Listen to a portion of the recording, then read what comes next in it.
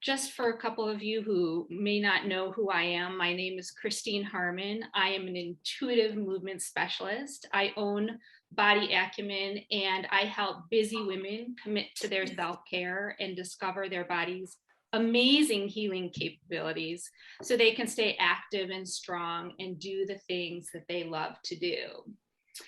And we are gathered here together to talk about simple shifts that women can make in the areas of nutrition, mindset, and movement to not only enhance how their bodies feel and function, but to enable them to sidestep some of the Western world's go-to treatments like surgeries and drugs. Because I believe you can learn simple ways to tap into your body's genius to promote healing and feel your best.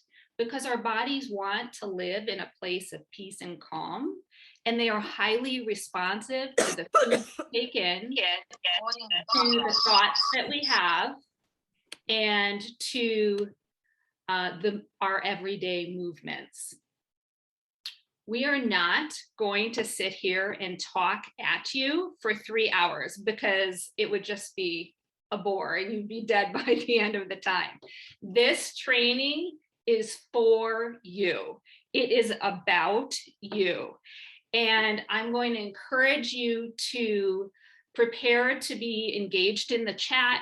Tell us what's coming up for you. If you're being triggered by anything, if you have fears, we're here to support you and create a community of people who want to explore this idea of self-healing. You get to engage and speak up, and I also would love to invite you to turn on your cameras so we can see you, and the person in the Zoom box next to you knows who you are. Also, I want to encourage you to stay until the end. I know that we are all at home and there are tons of distractions at home, but I want to remind you that you gifted this 3 hours to yourself, and no one comes to the end of their lives and says, oh, I wish I hadn't spent so much time on caring for my own body. So in order to get the most out of it, I found in trainings like this, it's at the end when you get to receive the free gifts that these speakers have prepared for you. It's when a lot of times the knowledge that you get solidifies. It is when we really get to come together to support each other and send each other with love and grace to implement some of the ideas that today we will be presenting. So I just want to review the agenda a little bit so you know what's coming up. Today, Colleen, who is going to talk about nutrition, is going to begin.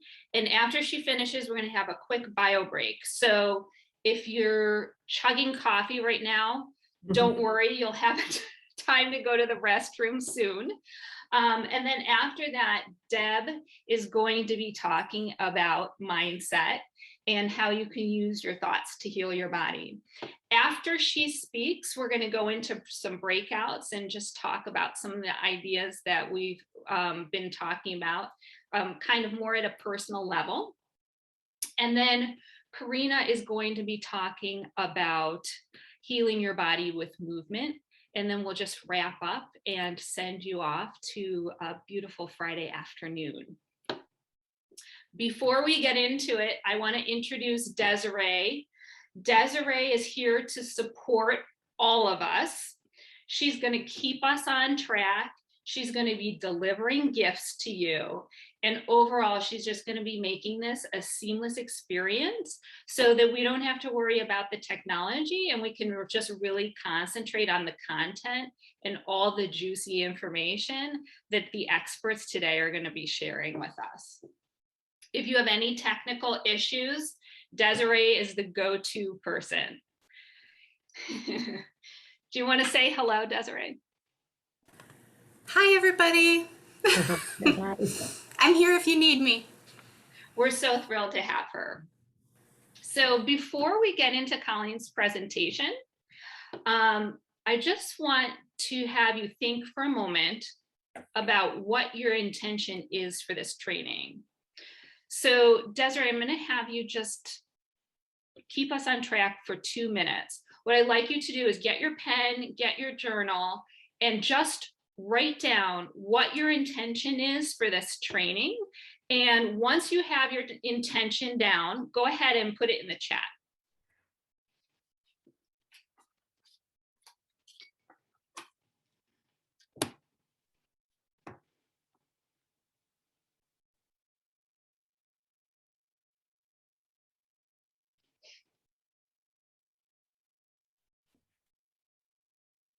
Okay.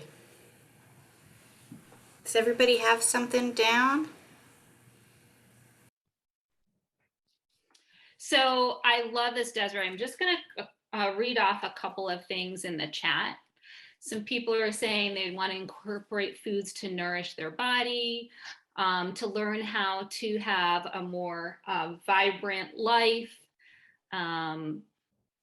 What else here? Diet and exercise to be more positive and motivated. Learn techniques for mental calming. That's awesome. I think we all need that, especially these days. I'm learning that food is medicine and I want to know more. That is totally up my alley. I'm in that journey myself. Suggestions on a plant-based whole grain diet to keep my family healthy, healing of body and emotions.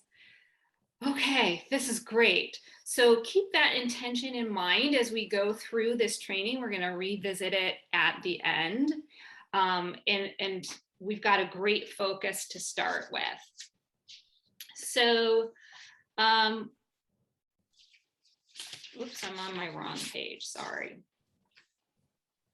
Is Colleen here? I can't see her, but I guess she's probably here. I want to introduce Colleen Grossner. She is going to be our first speaker. And the thing that is so interesting to me is every day, a minimum of 3 times a day, we are putting food into our bodies.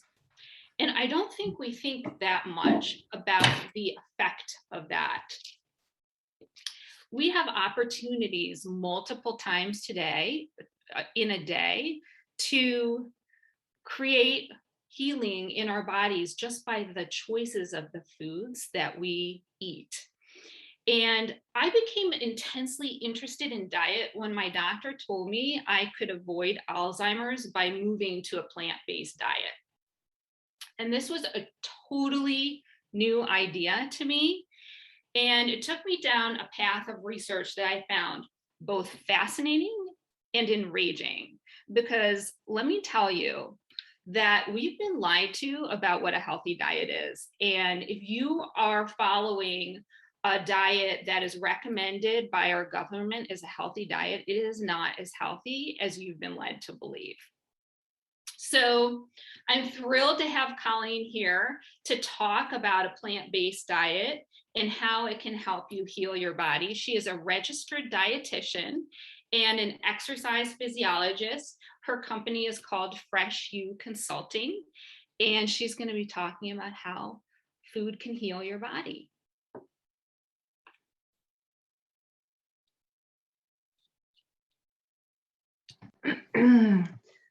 All right, here we go.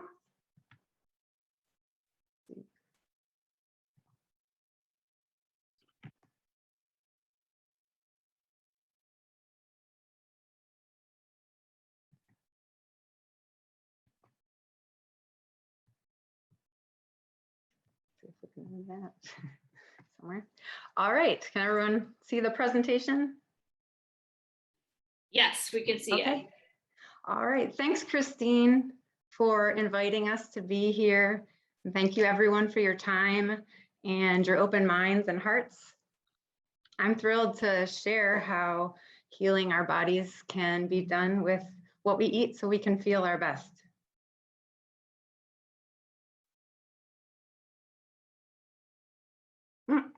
Okay. Yeah, it does say that your camera is on, but sometimes it just doesn't go through into Zoom. So you might have to pop out of the meeting, make sure your camera's functioning, and then pop back in. Okay. What did everybody eat for breakfast? Ah. My gosh.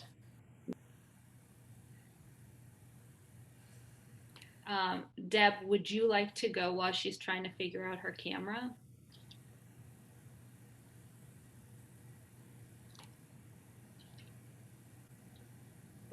Delicious. Deb, delicious. Raisin tubes. Yeah, like, do you want to just? Yeah. Okay, let's do it. So, Okay. let me find your introduction, Deb.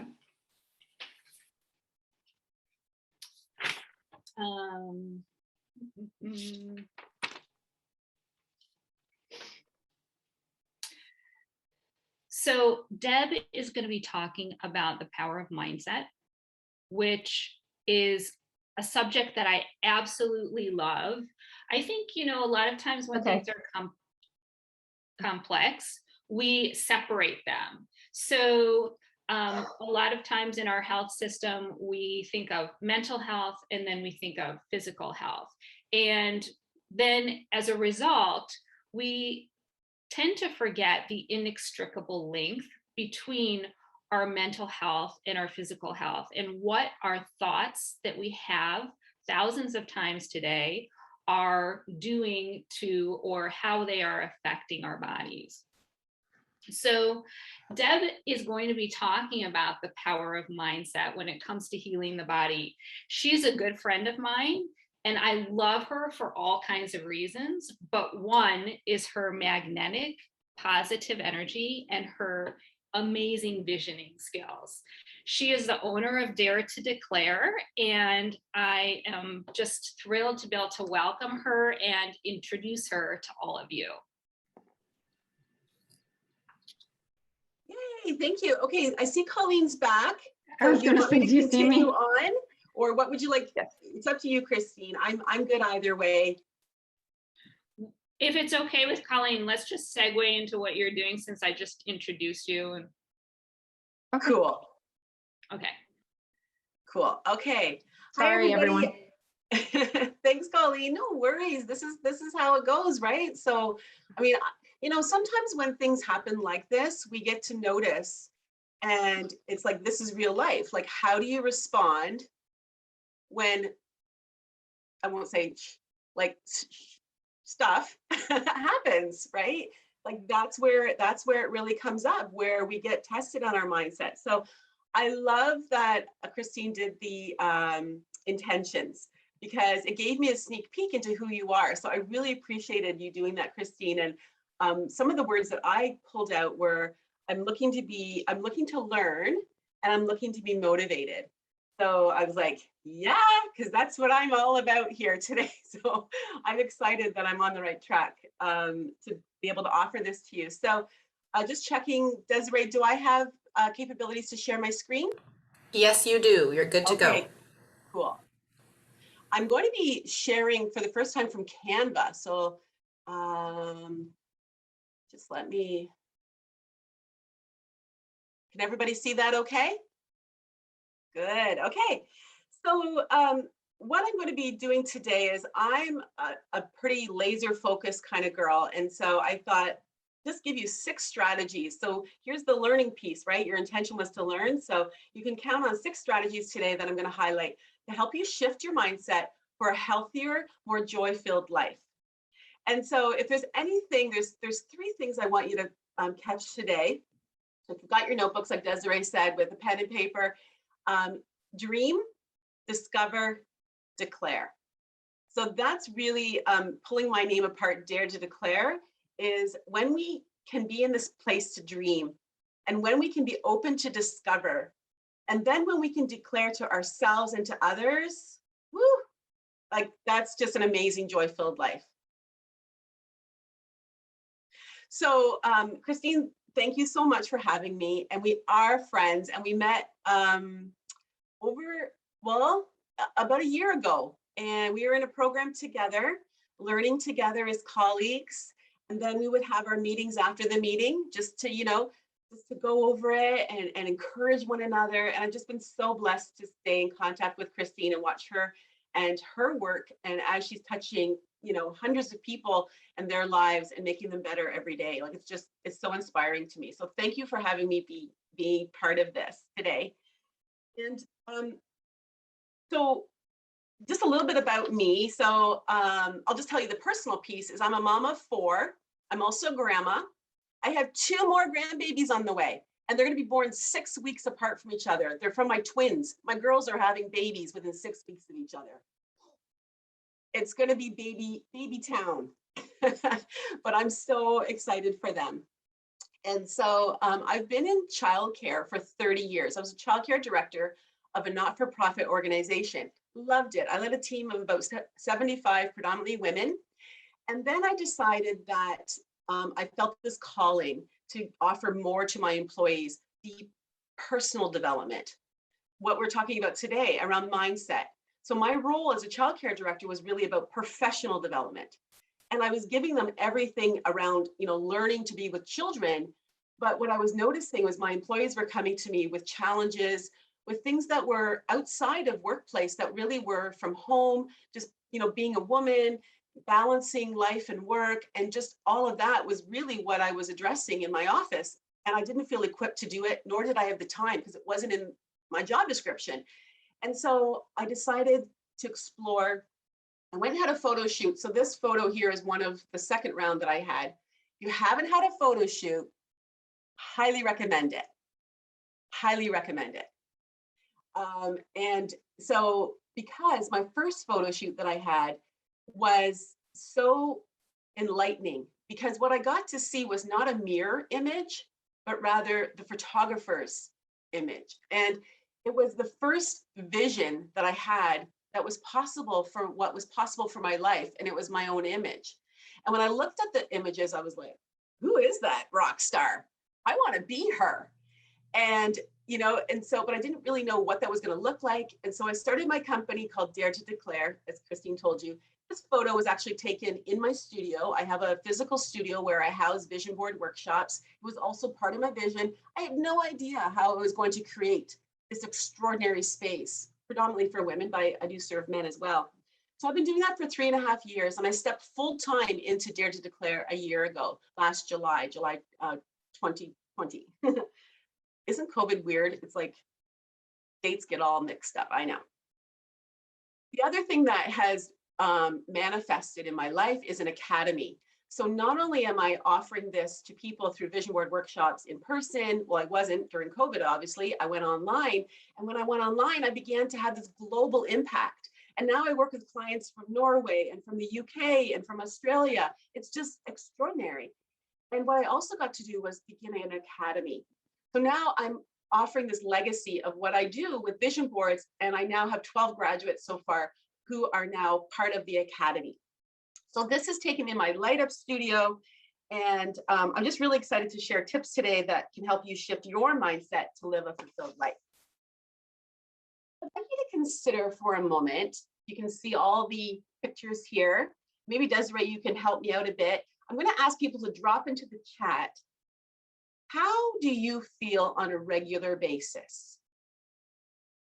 Look at the images, look at the numbers, and just, check in, be honest, be authentic. What's your normal disposition on a day? And I just would ask you to drop the number that represents that.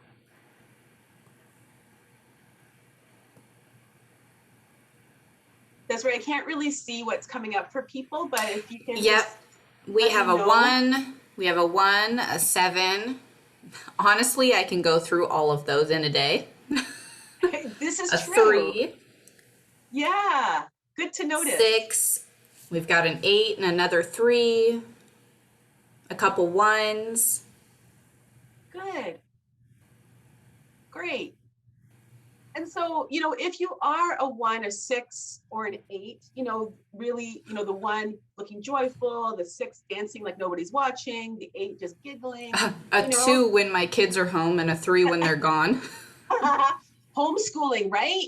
Whether you're in the States or Canada, or everywhere in the world, this is what I've heard, right? Is like, Yes. they need to go back to school. Yeah, for sure. And so you're right. And I appreciate that, Desiree, saying that it kind of comes ebbs and flows, doesn't it? Sometimes you can be like starting off your day as a 1, and then by, you know, You just 3 o'clock, you're like, I'm a 7. For sure. Good to notice. Okay, so I want you to also now write down in the chat, where would you like to be? How would you like to feel on a consistent basis?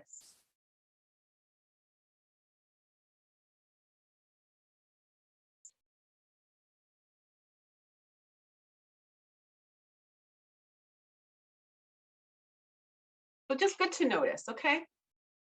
Just checking in. We've got 1, 6, 8, 6, a couple more 8s.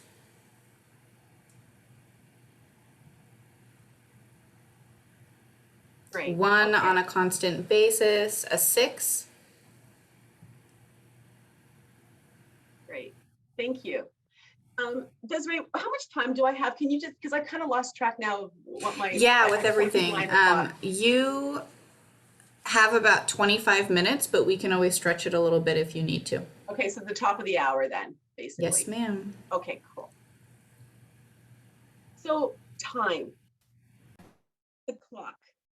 And it's interesting, when I was in my role as a childcare director, and about 17 years ago, the provincial government, I'm in Ontario, Canada, by the way, I don't know if I said that before, but the Canadian government decided there was a better way to be with children. And one of the things that we decided to do was literally throw out the clock, take the clock out of the playroom. Like, oh, right? Because everything was scheduled for children. But we thought, what about if we allowed the rhythm of the playroom to lead the routine? Children are hungry, they eat. Children are ready to, you know, expend some energy, we go outside. The children are cold outside, we come inside. The children are excited, we stay with that activity and we stretch it out. Or the children are expressing, you know, boredom, well, then we move into something different. And so when we really noticed the rhythm of what the children were offering, again, this really helped me reflect as a leader to say, how can I offer that to myself and to the employees in my care? Instead of being, you know, dictated by the clock or being dictated by a checklist, what about if we first started by creating a vision? What do we want? And that's what we did again in the childcare, where it was like, what do we want for children? What do we want for their day? And we came up with this phrase called save the day for play. And so those of you that chose number 6, I think it was, with the woman that dancing like nobody's watching, how much play is in your day? You know, is it get to it, get her done? You know, kind of disposition? Or are you able to incorporate play into your day? So, you know, and thinking about, are you with the disposition of time's running out? I'm going to be late. Time's running out. Or is this my time? And I love that Christine talked about taking time for yourself today, giving yourself the gift of time. Like, what a gift that is.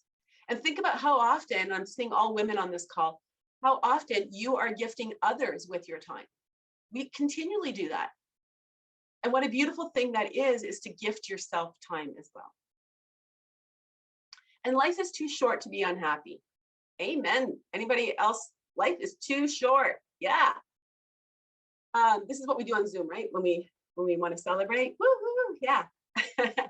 You know, that really came home to me. My mom passed away 15 years ago. She was so young, 63 years old. And I was devastated. But one of the things that it really brought home to me was life is too short. Because as I went through her jewelry, as I went through her things, I realized like it just was like a wisp. She was just this beautiful little girl, and all of a sudden she was a mom, and then all of a sudden she was a grandma, and then she was gone.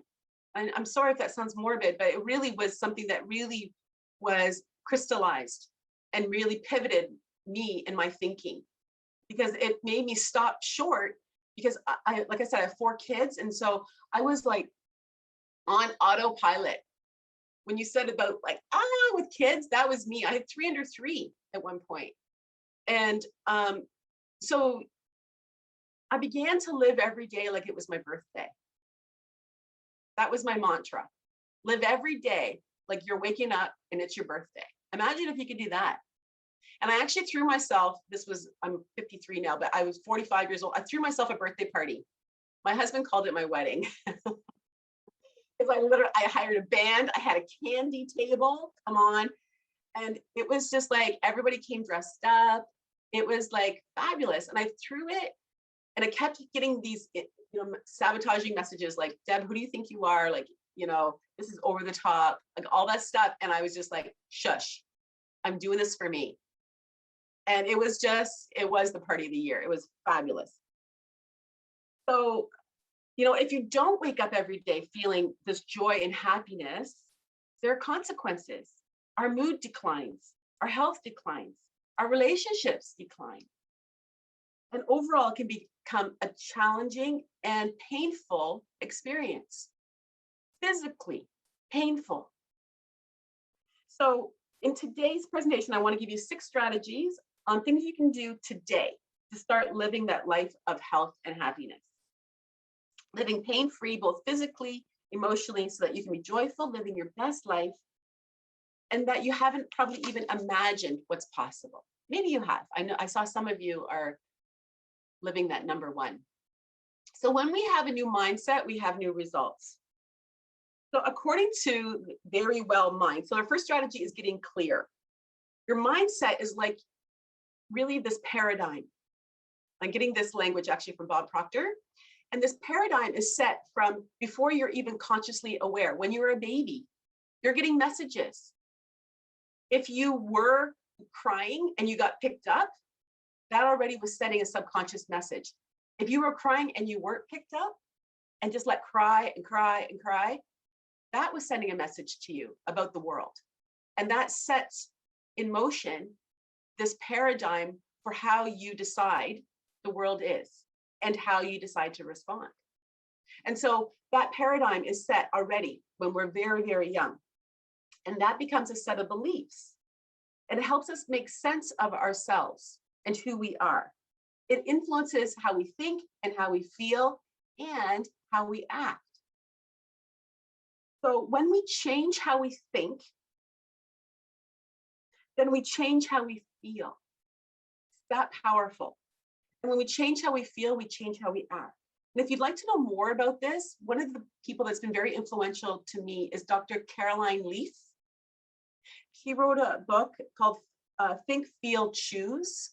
She has YouTube videos, and she talks about her work and her research with brain trauma patients, and how, before it was just like, basic care for them. But what we know now with research is that with focused attention, the brain actually can grow leafy type branches. And so when I apply that to the work that I do, it's like focused attention actually creates new pathways within our brain. It's just super exciting. The other thing, again, going back to childcare, my experience with childcare, is that the Ontario government introduced a pedagogy, a document called Think, Feel, Act. Lessons from Research of Children. Isn't that beautiful? Like, it's the most simplistic research of all, and yet it's so incredibly powerful. So I only have 25 minutes, so I'm just going to drop some of these links for you to check out later if you want to explore more about this. But the mindset is a set of assumptions, beliefs, and attitudes that we hold. Not only is it influenced by messaging that we got in our early years as a child, but also continues to be influenced, if we allow it, by others. And I'm sure you know this, right? Is that you can walk into a room and somebody's in a really bad mood, and their energy, you can just feel it. Before they even say anything, you're like, oh, I gotta watch out, that guy or that girl, she's on the warpath or whatever it might be. And unless we have the conscious awareness of noticing it and then deciding how we're going to respond to it, we can take on that energy. It can influence how we decide to think, feel, and then act. I want you to also consider being ordinary and extraordinary. And I'm not saying about the pursuit of continually being extraordinary. Nobody can maintain that. But I want you to give yourself grace that we are all born ordinary. You might be like offended by that, like what? But I'm saying as well, like this is how we all are born, as little ordinary little babies. That's just our human nature. And along with that, with our humanness, there are 3 characteristics that I just want you to notice. And that as I become more aware of this, I'm noticing it in myself and I'm noticing in those around me. 3 things that make us ordinary. One is this need to look good. This need to be aware of what others think about me. And that might cause embarrassment. It might just show up in various ways, but ultimately it's this need to look good.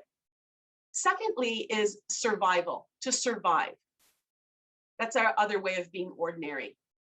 That might show up in a scarcity mindset around money, for example, right? Just having to, protect yourself, make sure you have enough for yourself. It just shows up in various ways to survive. And last is like just always trying to make it. Like I'm trying to make it. Well, here's the good news and bad news. The good news is you'll never make it because it's a continual journey. We're just on this journey of exploration. Because when you think you've made it, there's always something greater that we can continue to learn and discover. So the word impossible, I love various words. The mindset plays a critical role in how you cope with life's challenges. So, the impossible becomes possible.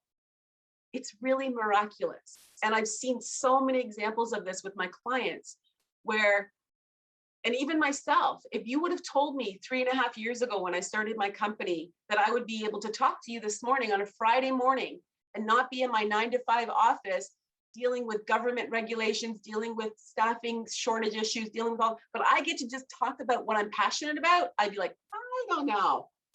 But ta-da, this is my life. It's amazing. It's possible. And I'm going to quote Rob Proctor. He says, if you can hold it in your head, you can hold it in your hand. Powerful stuff. So where do you start? It's really where discovering what is it that you want.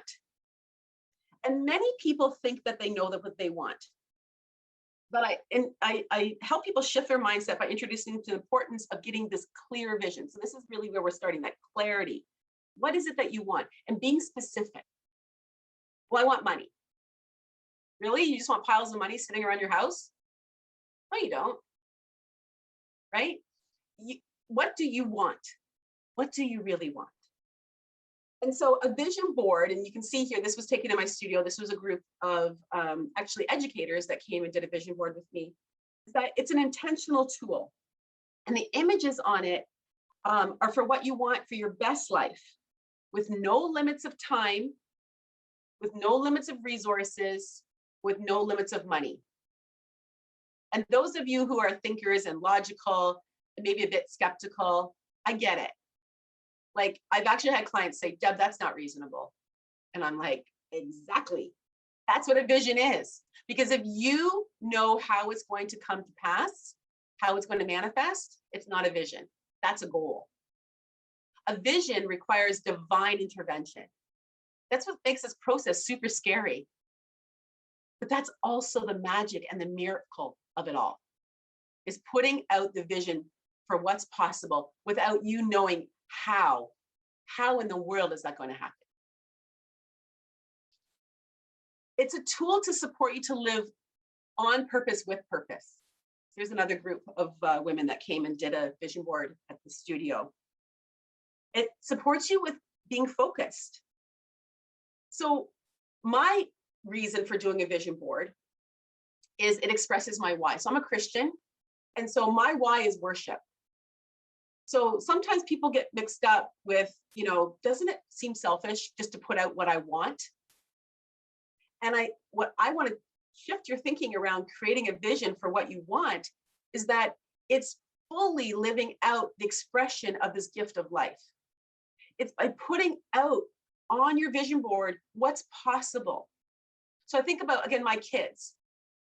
I had my son last Christmas. He's going to be 30 actually pretty soon. And I bought him a pair of slippers, a bit of a risky kind of gift. I don't know. He's 30 years old. Are slippers cool? I don't know.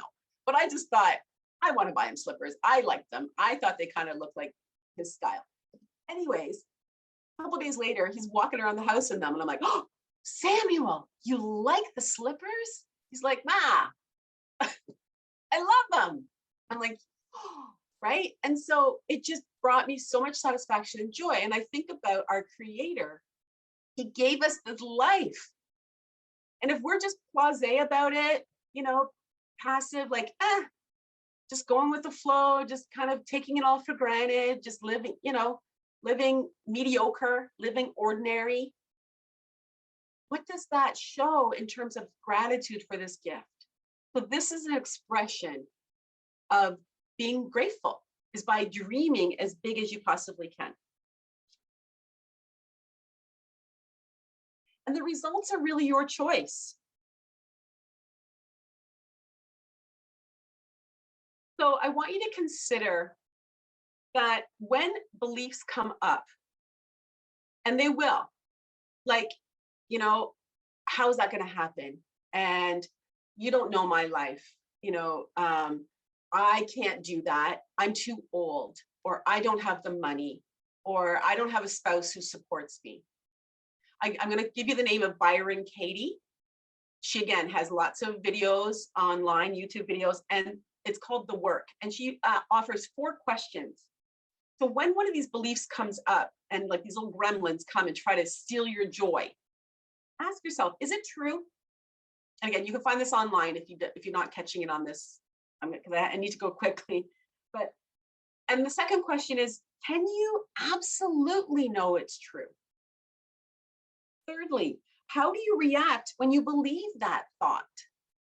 So just checking in. And lastly, who would you be without that thought? And then you create a turnaround sentence. So if your thought is, he doesn't understand me, let's say with your spouse, he doesn't understand me. So when you're going through that process, can you then take this thought and turn it around to say, I don't understand him? Is that possible? And how does that change your outcome? So I want you to consider this equation here. E plus R equals O. Many people go from E to O. E is event, the event, COVID, right? Outcome is the O. My life is crap, right? I'm restricted. I can't do what I want. My kids are home. Like, I got to homeschool. So my life is this.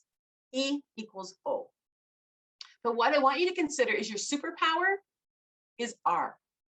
The R is not only your response, but it's your responsibility. I'm a bit adverse to the word responsibility, or I was. I shouldn't say I am. I was. I'm the oldest daughter. I'm a minister's daughter, so a preacher's kid. So I had that additional kind of responsibility on my shoulders. And for most of my life, I resisted it. And Jack Canfield has been a big influence in my life. He co-wrote Chicken Soup for the Soul. And he talks about the very first step of mindset is taking responsibility for your life. Get rid of the blame game and take responsibility. If you pull apart the word responsibility, it's our ability to respond. We have the ability. And when we step into that response, guess what? We get to create the outcome, not the event alone. That's our superpower.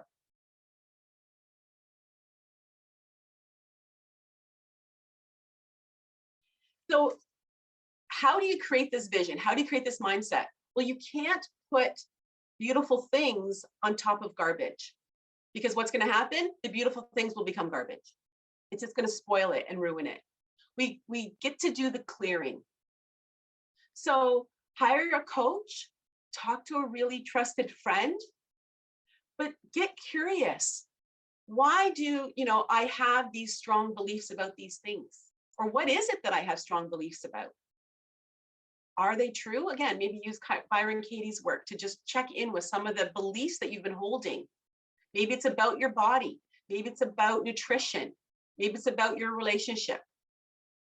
He always, there's a big red flag, right? Always, anytime we say always. And when we are able to do that, one of the real practical things you can do is create affirmations. I'm not a big fan of affirmations that are just, I am beautiful. I mean, I'm sure that's beneficial for some, but what I encourage you to do is use the protocol, I'm so happy and grateful. I got this from Jack Canfield as well. Bob Proctor uses it as well. I'm so happy and grateful now that. And so if you have created a vision for your life and or you have goals, tie that affirmation into that. So mine right now, one of my current ones is, I'm so happy and grateful to have a positive, innovative team at the Dare to Declare head office, making a global impact. That's my affirmation. And the key is, in order to change your brain, is consistency. So to repeat it. So the power is to say it for 30 consecutive days. It's not as easy as it sounds, because the weekends or life gets in the way and you're like, oh, shoot, at least that's me. I forgot. And then go back to it. Forgive yourself, notice, and just go back to it. So the next strategy is really to declutter. And I just want you to think about this real practical thing I did a few years ago, which was the 90-90 rule. And what I decided is, if I hadn't used it in 90 days, or I didn't think I was going to use it in the next 90, I got rid of it. I was ruthless. The only exception was my mother's heirlooms and Christmas decorations. Who's going to get rid of Christmas, right? But I looked at everything in my house and I just felt my choices. I wanted to be intentional. Like, man, I had a lot of stuff in my house displayed prominently, taking up a lot of valuable visual real estate that were given to me. And I felt obligated to have them up, right? Oh, that person gave it to me. I should probably display it. Did I like it? No. Did it make me feel good? No. In some cases, I checked in and I was like, why do I have my grandparents' heirloom rug in my house? I have some childhood trauma wrapped up in that. And I have it, a huge part of my living room that I'm feeling every day. And when I got rid of it, my goodness, it was like this weight off my shoulders. So just check in with, what do you have displayed? Another resource I want to give you is a friend of mine. Her name is Cassie. She's here in Windsor, Ontario. She has a business and she calls herself the Clutter Bug. And if you like doing quizzes, she has 4 personality types tied to the way that you organize. So ladybug, the bee, the cricket, and the butterfly. So you might want to just discover what's your style of being organized. So just check her out, the Clutter Bug. Focusing inward is the third strategy. And something that I've recently discovered is that even though I talk to my clients about this concept of having it all, I realized that I'm still struggling with the idea of focus being in my business, focus in my family, focus in my relationship, and that I don't have to have one or the other. It's an and. I can have focus here, and I can have focus here, and I can have it all. In fact, I just have this on a little sticky note sitting right here. It says, I believe I can have it all. Again, I just love these little affirmations sitting around. So just notice when these feelings are coming up. So I love that Desiree said, sometimes I'm feeling this way, then in the afternoon I'm feeling this way. And I think where we get ourselves stuck is that we beat ourselves up for crawling in bed for a few minutes or an hour, whatever it is. But I want you to be gentle and gracious with yourself and just notice those feelings as they're coming up. Get curious about it. Drop the idea of shame. And again, I just have, really appreciated Brené Brown's work around vulnerability and shame. And consider the fact that we're like thermometers. Like the thermometer, like the thermostat in your house. I don't know if you're like me in Ontario right now, but I woke up this morning, it was frost on the grass, right? So turn on the fireplace because it's a little bit cool in the house. So if we think about ourselves like a thermostat or like Goldilocks, not too hot, not too cold, right? It's like we want to be able to self-regulate.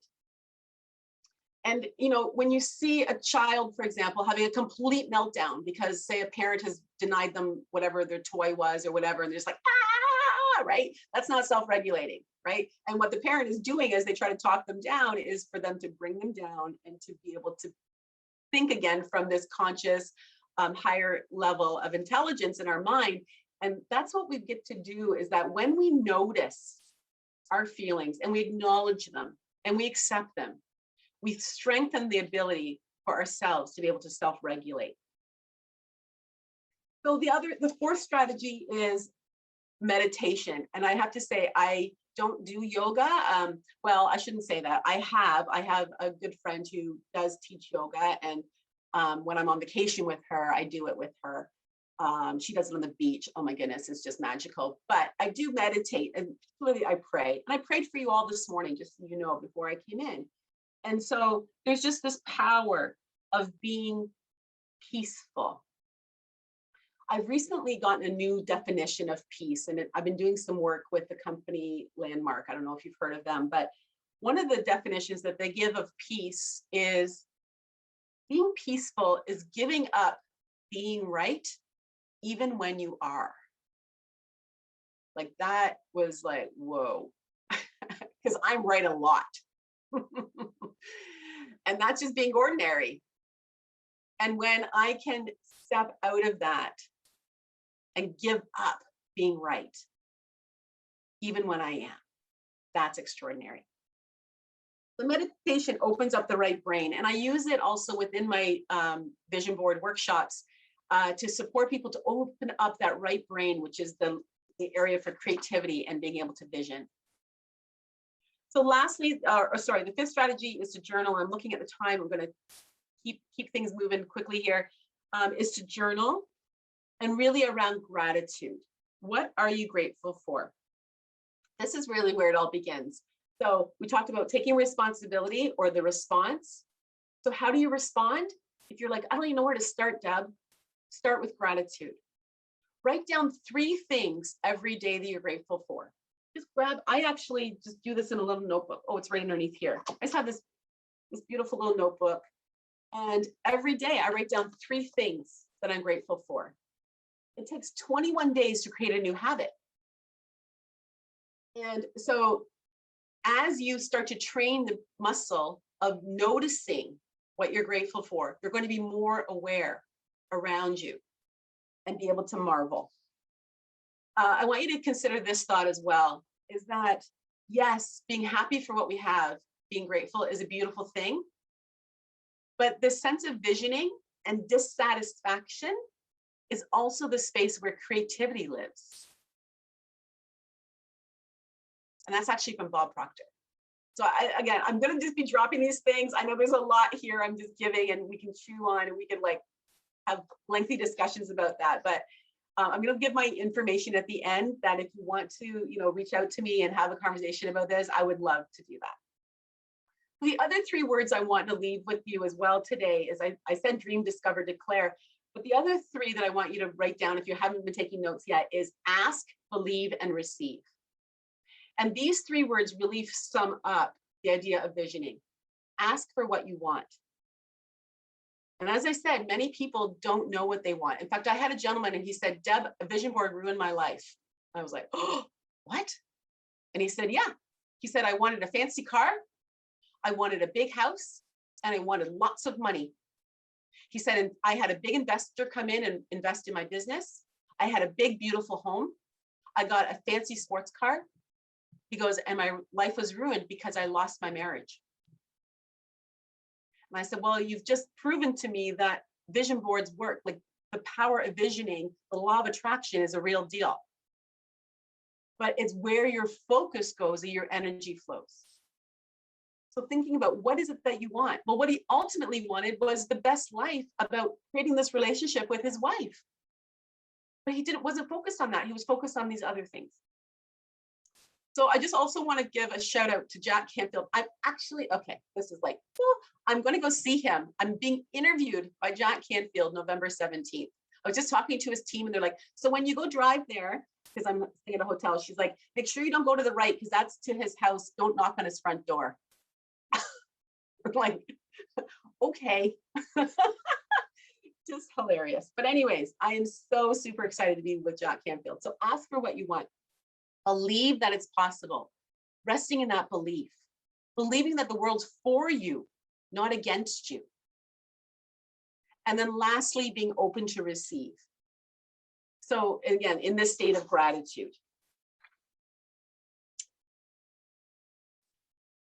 I'm going to just skip a few slides ahead here because I'm looking at the time. How am I doing for time, Desiree? You can have a couple more minutes. Okay. So thank you. So a Dare to Declare vision board offers you clarity to live your best life. And it, as I said, the focus is to be on the images. So if you're considering doing a vision board, most vision boards are very cluttered and they have lots of words on them. So if you do a Dare to Declare vision board, it's actually, the whole point is the focus, as we've been talking today, is about getting that focus and the feeling. So think, feel, act. You want to be able to feel. So words don't give the same level of feeling as images do. When you have an image on the board of, let's say, your dream home or your vacation with taking your whole family away on vacation. Don't we all want to take a vacation right now? Right?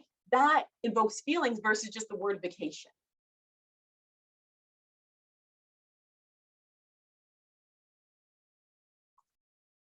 So, just going back to about what do you want? I had a lady actually as well who said, well, I want what everybody wants, right? She's kind of like that gentleman who said the vision board ruined his life. She says, I just want a bigger house, bigger boat, bigger car, right? She was kind of snippy like that. It was just online, not snippy, snappy. And I said, let's just back up. Let's just quiet for a minute.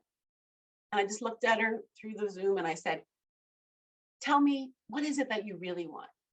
And then she paused and she said, I want a baby. And I mean, it was just like no dry eye on the Zoom.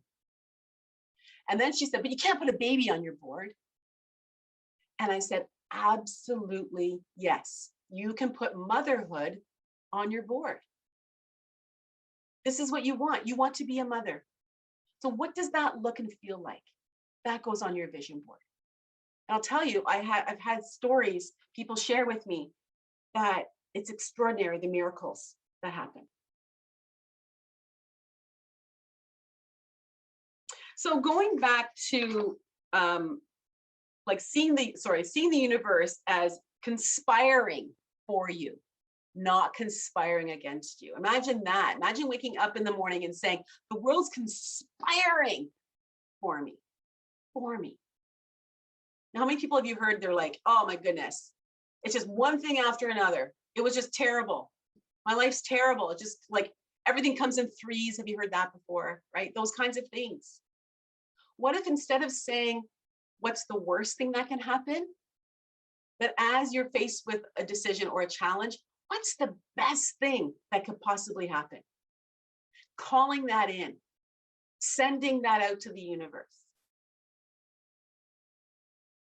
And if I believe that, what would I be doing next?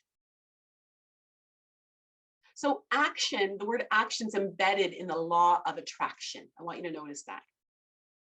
So it's not simply like, okay, universe, I'm on my couch, I'm watching Netflix, bring her in, right?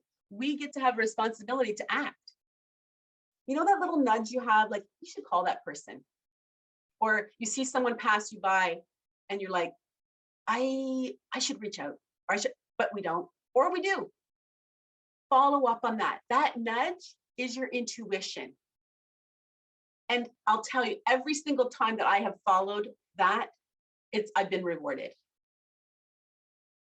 So going back to this here, thinking about, you know, what is it that you can incorporate in your life based on these strategies of getting clear, decluttering, focusing inward, meditation, journaling, any of those actions, those 6 strategies I offered today, how can that move you from maybe a 2 to a 6?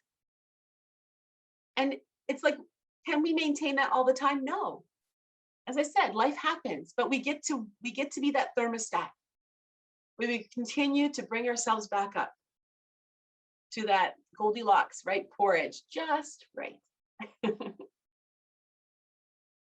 So life is too short to be unhappy. So remember, when your mood declines, your health also declines. And our relationships decline. And then it can become a painful experience. So these are the 6 strategies that I shared with you today. So clearing, identifying, and shifting the limiting beliefs that are preventing you from reaching what is it that you really want. Decluttering, clearing the space of things that no longer serve you. Is that true? And then asking those 4 questions. Focusing inward, giving yourself the time and space to become more vibrant, clear, and calm. Oh, sorry, I see a little stomach. Meditate. Take some time to meditate. Have a daily practice. And it could be as simple as starting, you know, with writing down gratitude in your journal. Write down what you're grateful for, to raise the awareness of what you already have, to get present. Because you know what? Tomorrow is gone. We don't have that anymore. Yes, those past memories are there, but they don't need to inform today. Being present. All we have right now here is this moment, this very moment at 10 after 10 on a Friday morning. This is what we have. This is what you get to create. And this is what you've chosen to do for yourself. So well done. So how do you see your life? Here's a little bit of homework for you. What would your 80-year-old self say to your current self? What would she say? What's the words that she would say? And if you can't imagine your 80-year-old self, think about someone senior in your life. Maybe a grandmother, you know, someone older in your life. What would they say? And for those of you that are close to that age, you go, girlfriend. I can't wait because I am dropping my filter. And that's amazing. So thinking about creating this image, this beautiful vision, what is it that you want for your life? Keeping it simple. Again, a vision board that I support people to create is similar to this, not on a wall, but on a board, leaving white space so that your eye has a place to focus. So here's a quote from Dr. Carolyn Leaf, and she says, your body is not in control of your mind, and your mind is stronger than your body. Mind certainly is over matter. So be intentional, just like Christine led you in the exercise, being intentional this morning. What is it that you want to think? What is it that you want to do here today in this time? So think, feel, and choose. And then I'll just leave you with my contact information, because I know I do have a little gift for you as well that maybe Desiree or Christine will be talking about. But if you want to follow up with me, there's my website. It's dare2declare.com. Check me out there. And you can certainly send me a personal email, and my email address is there as well. So beautiful, Deb. Thank you for sharing. And do you want to tell people a little bit about what your free gift is? And I have just posted it into the comment box so everybody can go ahead and grab that link. So my free gift is an e-guide. And so if you are interested in doing a vision board, you've been hearing me talk a lot about vision boards, it's 5 steps to create a powerful vision board. So it's some of my best tips on and what makes a Dare to Declare vision board unique compared to most others that you see on Pinterest or online. And because I've done worked with over 1,000 people, it's based on my research from Jack Canfield, as well as many others, as well my experience offering them for these last 3.5 years. So yeah, that's my gift to you. And I would love to have a conversation with you as well. Thank you so much. Please give Deb some love in the chat. That was just so powerful. There were so many nuggets. I had difficulty actually writing them all down. But one of the things that I would love to bring your attention to is at the end, Deb said, let's be open to receiving. And she has just gifted us with this beautiful guide. So I encourage you to be open to receiving that gift from her and continuing this work, because it's so, so powerful. So what we're going to do now is we're going to take a quick bio break. We're going to come back at 10:15. So it looks like that's about 4 minutes. This is the time to refill your water. If you need to recaffeinate, do that. If you need to go to the restroom, do that. And I just want to remind you again about your intention. So I know that when there's a break, sometimes it's tempting to not come back on time. There are 2 more beautiful speakers who have powerful things to convey to you.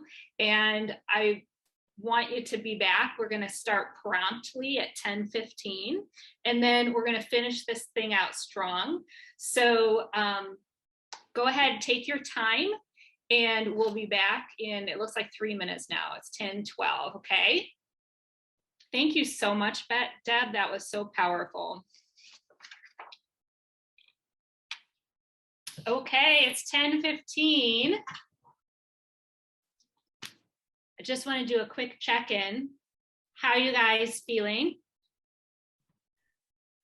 Go ahead and drop in the chat one thing that you took away from Deb's presentation that you found was really powerful.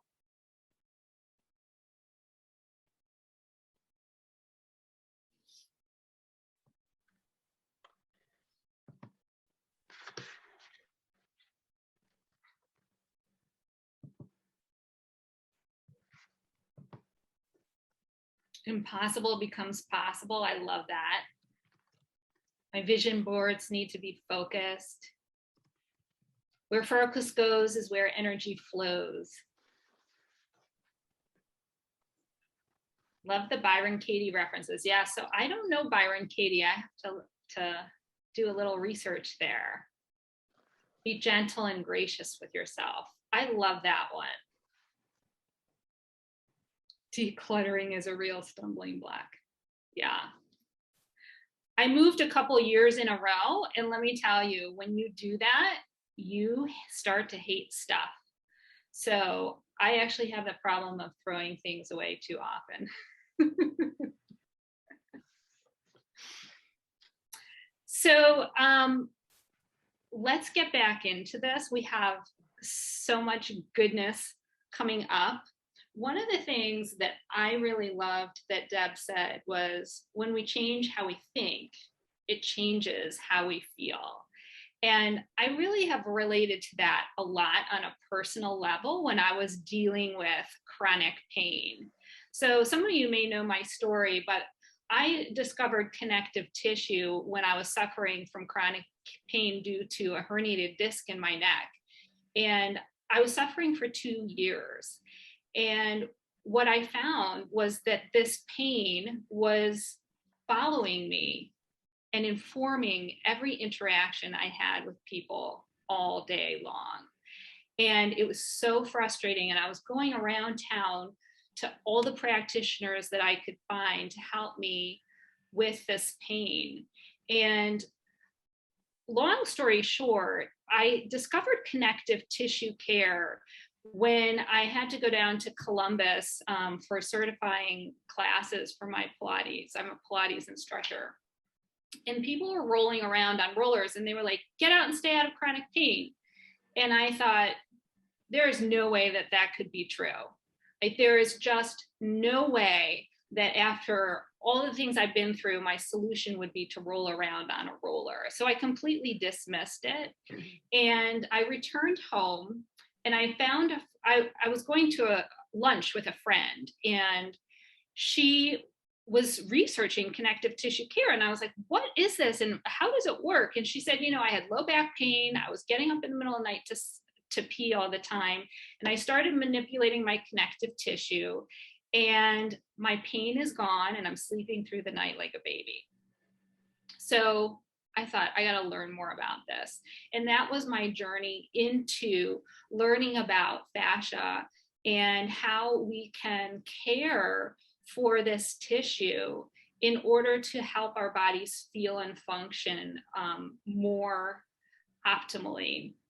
So is there anyone here who is struggling with pain or stiffness in their body? Because if you are, I would like to offer you a free gift of my own. So Desiree, I'm going to ask you to just put the link to my gift in the chat. I've opened up my calendar so that I can support you in this. So if you go ahead and click on that link, it'll take you to my calendar, and you can schedule a time to gain some clarity around your pain and stiffness. And it's a 30-minute session. It may not seem like a lot of time, but actually in just 30 minutes, we can start to understand the source of your pain and stiffness. We can start to look into ways that you can start feeling good within just a week. And then we can also look at a long-term plan for you. So go ahead and click on that link. We'll wait for you to schedule your time, because if this is something that is bothering you, it's something that is distracting you from being able to have the joy in your life, then I can help you with this. Okay, so let's move on to Colleen. We're super excited to have you, and I've introduced you once, so I'll just make this a mini introduction. But Colleen is a registered dietitian and a clinical exercise physiologist. And she is going to be talking about how you can heal your body with your food choices. Thank you. Here we go. All right. I think it's going to work this time. Thank you, Debbie, for stepping in just like that.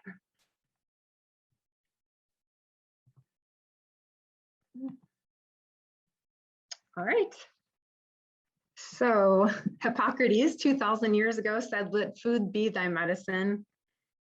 And that's still the best medicine today. It's safer, cheaper, and works better than conventional medicine for a lot of our ailments, and even the #1 cause of death in the United States of heart disease.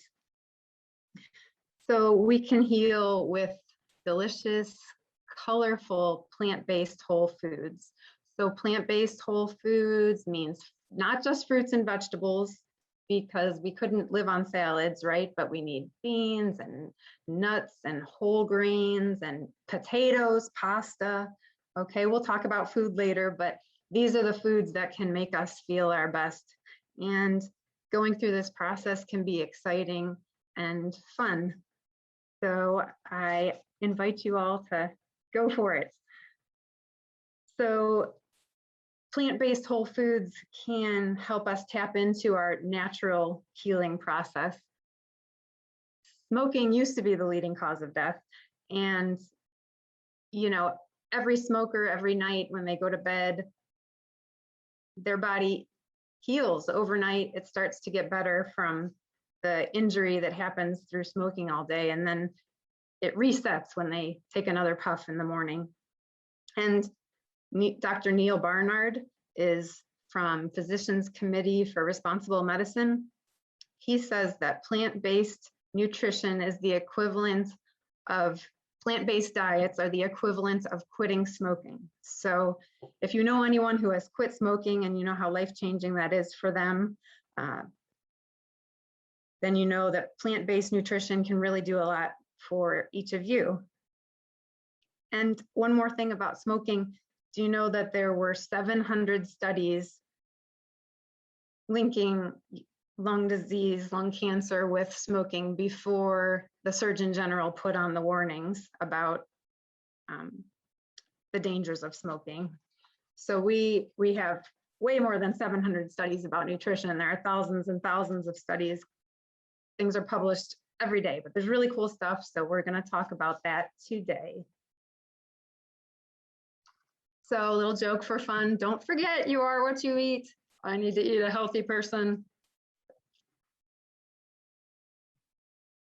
Okay, so to the science. And again, you think, oh, you know, research changes here and there, but we've always known since we were little kids that we had to eat our fruits and vegetables, and that's never going to change. We just keep finding more science proving what a great choice this is. So, as I said, heart disease is the leading cause of death and disability in the United States. There are over 400,000 Americans that die every year from heart disease. And we have really great scientists, doctors, and researchers who have shown us that while we used to think that heart disease was something that couldn't be cured, now we know that it can not only be prevented, that's the best way for these things, right? But it can also be treated and reversed. So these are just some visual ways I like to see visually how the effects of our health can, the effects of our food can be on our health. So just looking at angiograms here, you can see just how opening up just from no drugs, no surgery, just from changing in diet and lifestyle. These were changes in diet and lifestyle. This is Dr. Dean Ornish. Here you see how there's just this tiny little openings, and then these are longer openings. So these, you know, the bright orange at the bottom, those are looking head on the vessels, and then this is looking sideways. But so Dr. Ornish used lifestyle such as some exercise. He's also very big on positive support from the people around you, and diet, of course. But Dr. Esselstyn, who's from Cleveland, he took a lot of patients who had the worst heart disease, and you can see all of these vessels opening up. And Dr. Esselstyn did not use any other lifestyle changes besides diet, only diet. And those blood vessels opened up beautifully. You can see lots of different examples. And it seems like a good moment to tell you about Dr. Greger, who is, well, I can kind of call him a friend. I've met him before, and he's really amazing person for spreading this nutrition information. Nutritionfacts.org is the best source for finding the most up-to-date nutrition. And there's lots of 40-year-old nutrition information that can be shared. You can learn about in quick videos and longer videos, which explain different ways that cancer or, you know, all the different ailments you might think of can be affected by nutrition. And it's a nonprofit organization. Also, How Not to Die is an amazing book. It's big though, so the videos might be better for some of you if you don't want to read a huge book, but that is my favorite book. Anyway, so Dr. Greger, so what he did was when he was a little boy, his grandma was very sick, and she was told by her cardiologist that she could not do, nothing more could be done for her different vessels. And so she saw a 60 Minutes episode from Dr. Pritikin's center across the country. She went over there and she changed her diet, and within a few weeks, she was in a wheelchair when she went in. That's how weak she was. And when she left after just a few weeks, she was walking 10 miles a day. I mean, you can't make this stuff up. She was 60 years old at that time, in her 60s, and she was told that she basically, could say her goodbyes, but she lived another 30 years old into her 90s because she changed her diet and lifestyle. So Dr. Greger, the starter of nutritionfacts.org and author of How Not to Die, he decided he wanted to be a doctor because he saw his grandma becoming healed.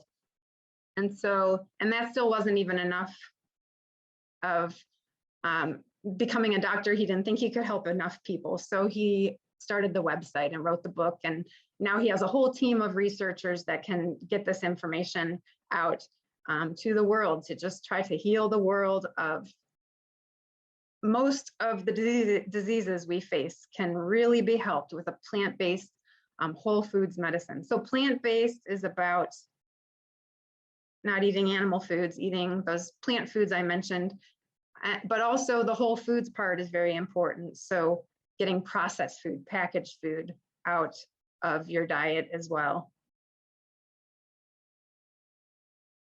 And before Ornish and Esselstyn did these landmark studies, we saw that in Asia and Africa, they didn't have heart disease. Millions of people, no heart disease, US leading cause of death.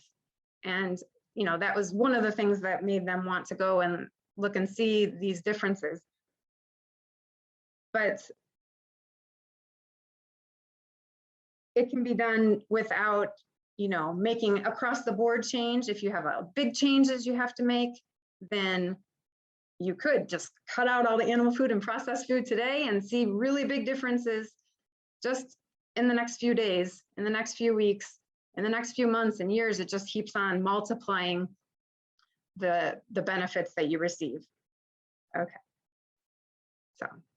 So besides heart disease, you also have, and this was also by Dr. Ornish, he found that cancer, by feeding men with prostate disease, prostate cancer, a vegan diet, he was able to decrease cancer growth.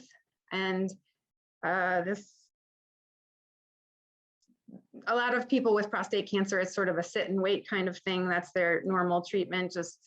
And so these were the diet and lifestyle people. And then over on the side where we have low, medium, and high, that was just the amount of change in lifestyle that the people made. So when they made more of a change in their lifestyle, they had more significant inhibition of cancer growth. And above is PSA levels. That's something else that we measure for prostate cancer, where the low group, so the ones that didn't do much with, didn't do much with their change in lifestyle. They were just going to the doctor, checking on things. They had an increase in their PSA, and the medium and then the high levels, it showed even more, with more of a significance, lifestyle change, diet change. They had decrease in PSA levels, which is not even supposed to happen.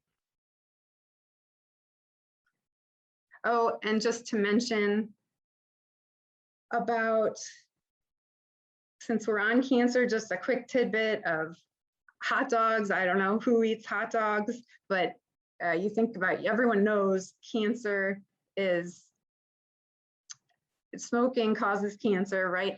But if you eat just one hot dog, that is the equivalent of smoking 5 cigarettes.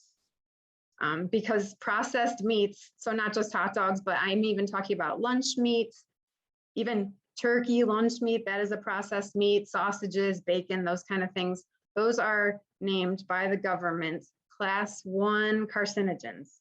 Other class 1 carcinogens are like plutonium, asbestos, those things, those are other class 1 carcinogens. So getting the processed meats would be the first processed food to try to get out of your diet. So this is just a picture showing about how genes can change. We sometimes think, if I have this gene, then, or it runs in my family, cancer runs in my family, heart disease runs in my family. Well, again, Dean Ornish, he's pretty amazing, guys. He's really done good things for us, and our knowledge of how our plates can help us to really heal our bodies. He actually measured hundreds of different genes, and you can see the red on the left is more active genes. These are negative genes for our cancer promoting. And then after the intervention, you can see so much more green over here. That was, the green indicates less activity by these cancer promoting genes. And that is by changing diet and lifestyle, picking up a plant-based whole foods diet.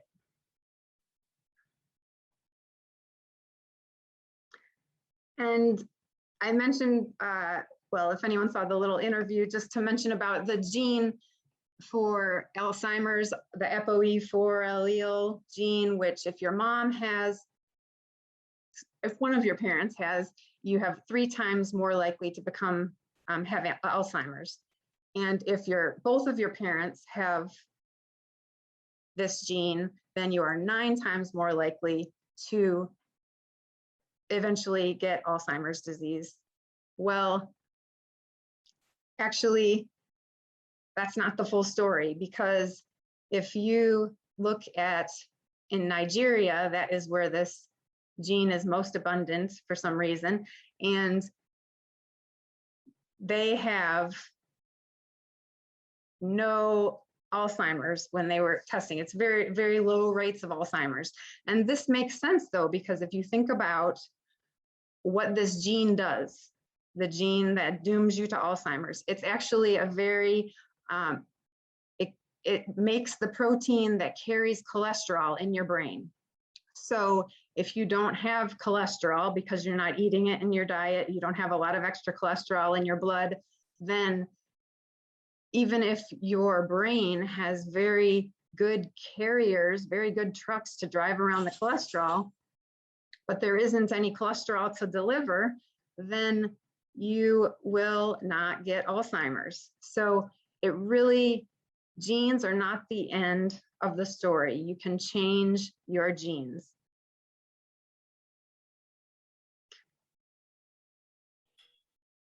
Colleen, I really love how you can address that with cholesterol also, right? Because a lot of people think cholesterol is genetic, but you really can reduce your cholesterol with diet. Mm-hmm. Absolutely. Yeah, you can. And the cholesterol level that your doctor wants you to have, most doctors, is 200. You want to be below 200 in order to just be in a healthy range. But guess what? Within that range, there's something called sudden cardiac death, which 1 in 2 of the people that die of sudden cardiac death have never had a symptom before. And a lot of them have a normal cholesterol that's, under 200. But what I would like you to have is under 150. And if you can get all the more and more of the animal foods and processed foods you can get out of your diet, you can really get this healthy number. It can happen. It's really, there are not, if you ask Dr. Esselstyn, there are not people that have heart, it's a number, it sort of makes you sort of heart attack proof if you can get down to that 150 for cholesterol.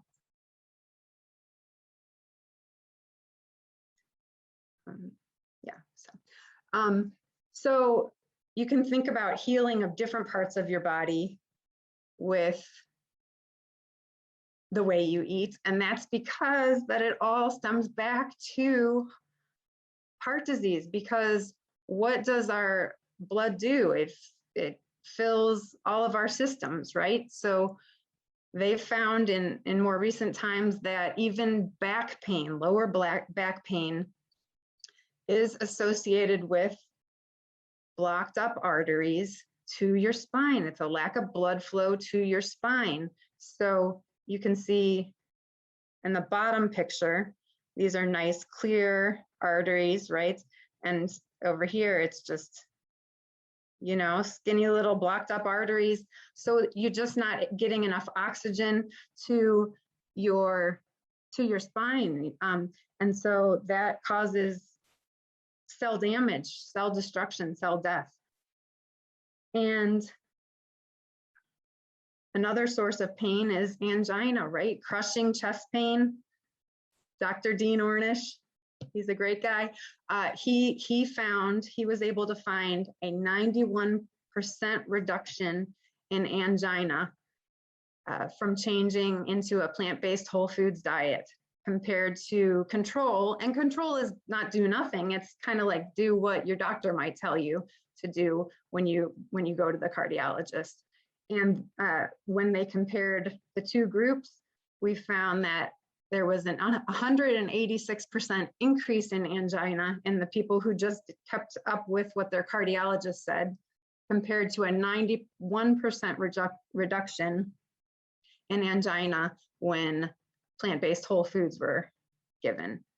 And, you know, we're not just talking about risk factors either. We're talking about measuring actual blood flow to these, you know, these spinal arteries, to your heart muscle, to your, well, like for diabetes, it's to all of your cells that fuel your whole body. So back pain actually can predict fatal heart disease. And you may have heard before about erectile dysfunction and its connection with heart disease, that often erectile dysfunction comes before heart disease and heart attacks. I can't remember the statistic. It's something about 40s. If you're in your 40s and you have the erectile dysfunction, you're 40% more like, it might be, it's something I think even higher than, but anyway, it really increases your risk. Those penile vessels, they're teeny tiny, so they're the first ones to get affected. So it really is a message for us that there is heart problems. So it really, I call it heart problems, but vascular, our whole through our vascular system. So, you know, as Christine said, lowering cholesterol is really key in getting this out of our diet. And, you know, vegetarians compared to omnivores have 4 times better dilation of their vessels. And the longer you are vegetarian, vegan, those kind of cutting out those kind of foods, the more years that go by of that, you continue to heal your vessels even more.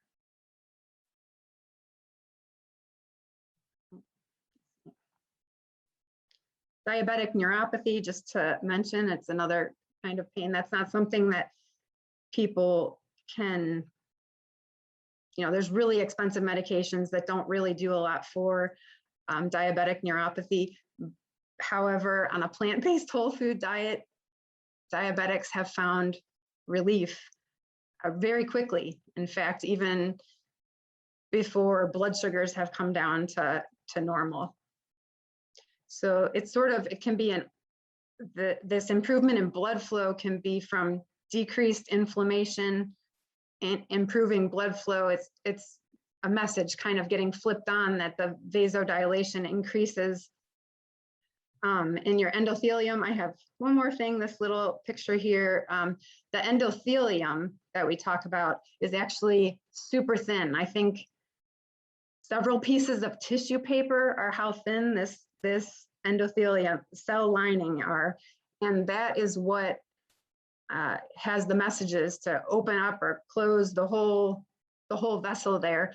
And it is strongly affected by what we eat. Even there's lots of tests that measure, right, you know, take a meal, a McDonald's meal they've had, or, you know, drinking,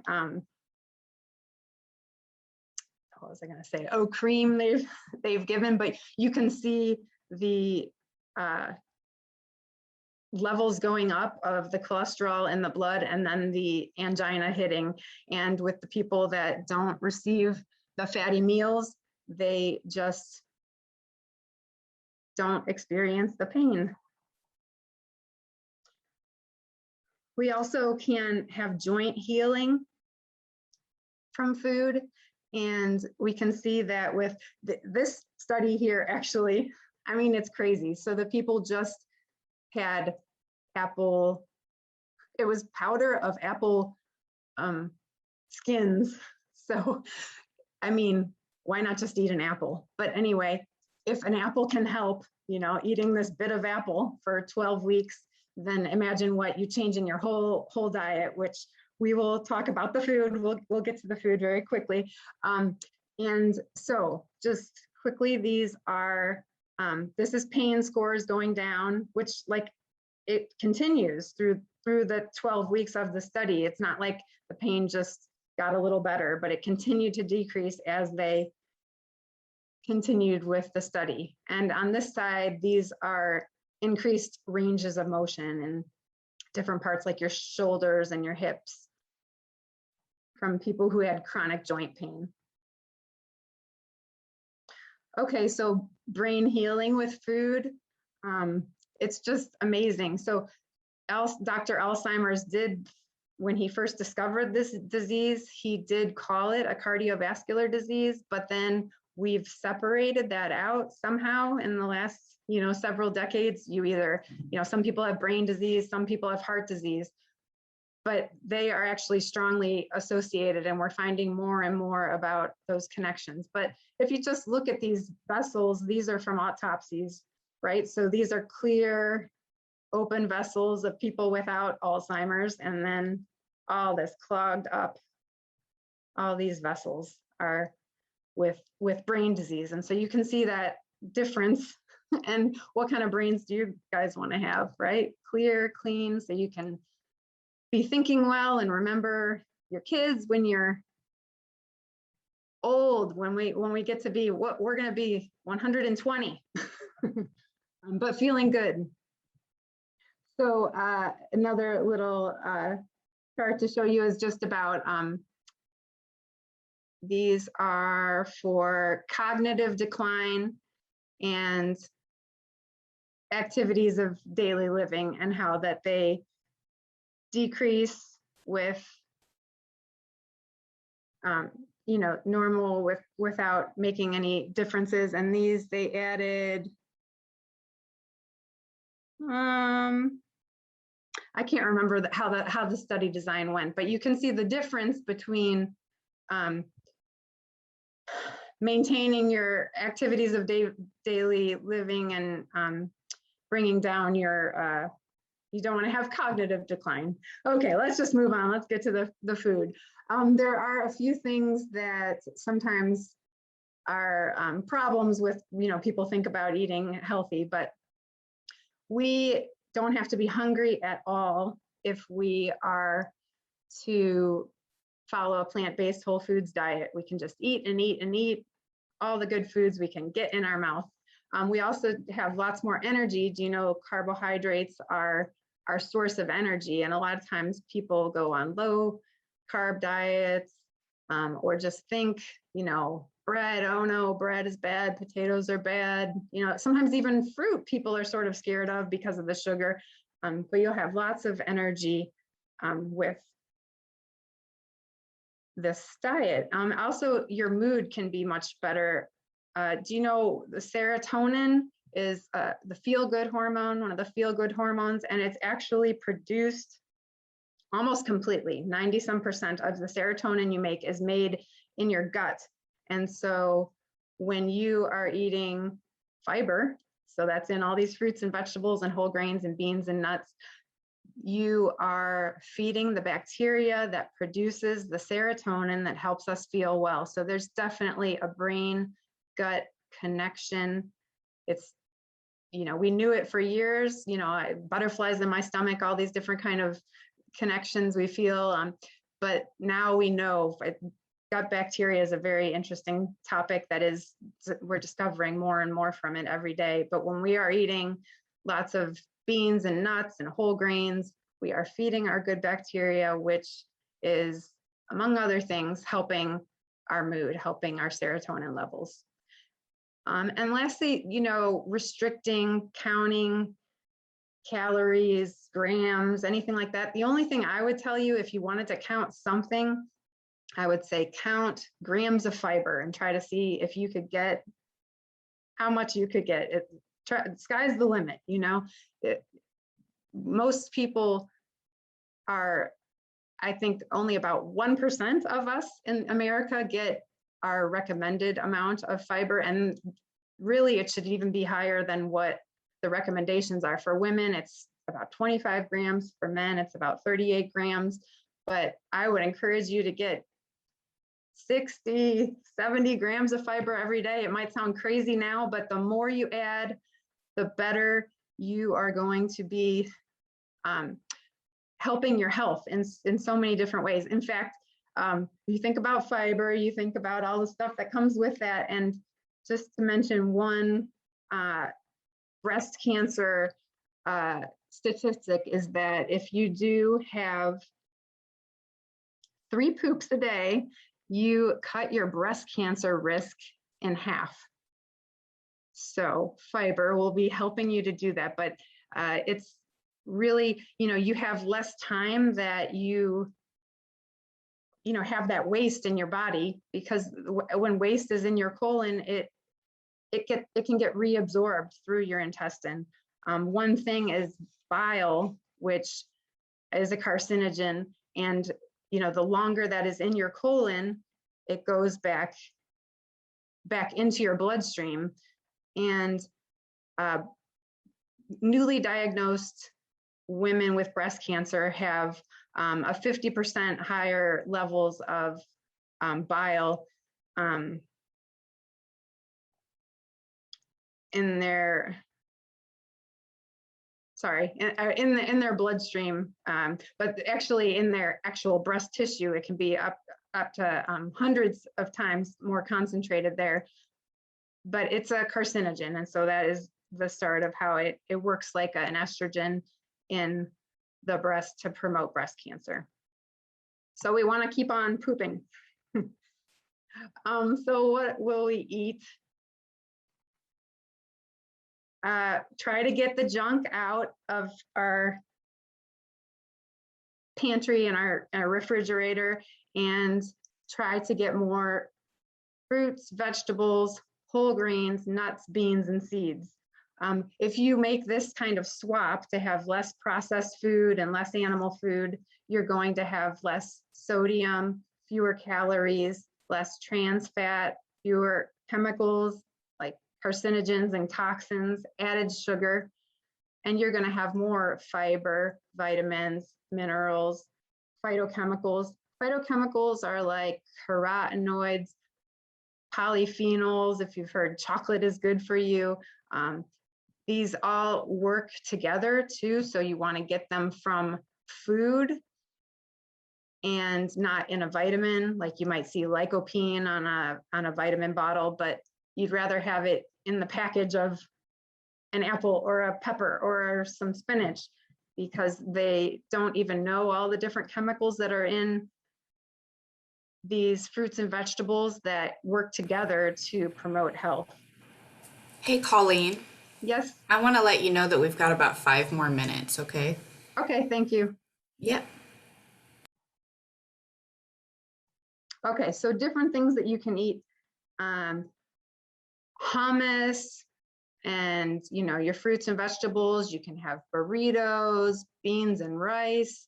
I love Triscuits, and just with avocado slices or guacamole. You can have, snacks of popcorn, fruits and vegetables, stews, all kinds of soups and chilies. Berries are a super food. Berries, beans, greens,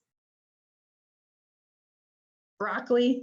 If you think of the bees and the greens, berries, beans, and broccoli are super foods for you to try to get every single day if you can. And nutrient density is a concept that if you have foods that are more plant-based, okay, you can think of the extreme of lettuce at the bottom here. That is no calories practically at all, right? You burn calories as you eat it. And it is tons of fruits and it's tons of nutrition. I'm sorry, tons of nutrition. In fact, kale is a superpower because it's cruciferous and it's a green. So it actually is two of the things I would like you to try to go for. Your fruits and vegetables, all different kinds are good, but especially try to get some cruciferous. So besides broccoli, that's cauliflower, kale, asparagus, Brussels sprouts, radishes. If you could get some of those, just a half a cup a day at a minimum, every single day, that would be a wonderful thing. Fruits, any kind of fruits, but also berries every day. Beans. Now, if you're not having meat every day, then beans is something you're going to have to try to love. And you can do sneaky things like start with making mashed potatoes and put beans in if you don't like them, or most people like a baked beans is a good place to start. I know there's sugar in there, but it's something, sometimes people who say they don't like beans will say, oh, I like baked beans. Your nuts and seeds, especially flaxseed, you want to try to get every single day. And then also some other nuts. And the more people have nuts, the healthier it is for your heart health. Going from having it once a day to once a week to several times a day, you keep on getting healthier heart outcomes. And, you know, just trying to limit the processed food on top. Oh, so nutrient density too, you could just, well, let's just go to that. Okay, so fiber, we mentioned that. So lots of different sources. The whole grains, you want to just make sure you get the whole grain. So what you would do is just look on the food label of the bread and make sure that the first ingredient says the word whole. You don't want to see the word enriched, because that means that the government required some vitamins to get put back in there. They don't put everything back in there, but they put some, and it's just an indication of a food that's actually kind of empty. Even though enriched is a great word that I love, you don't want it on your bread label.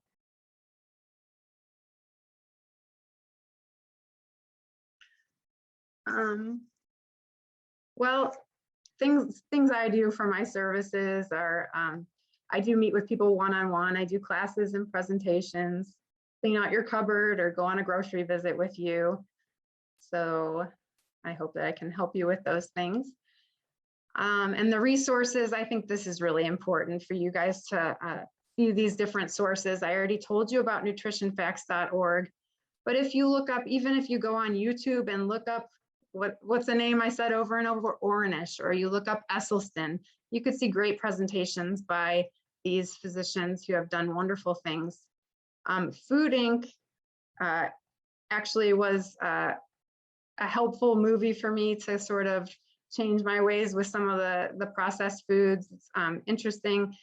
Forks Over Knives is also a great movie that you can see, which, you know, it shows some people who went through their life and, you know, they made the changes that these doctors are talking about, and you can kind of see their process and how they are feeling so great today.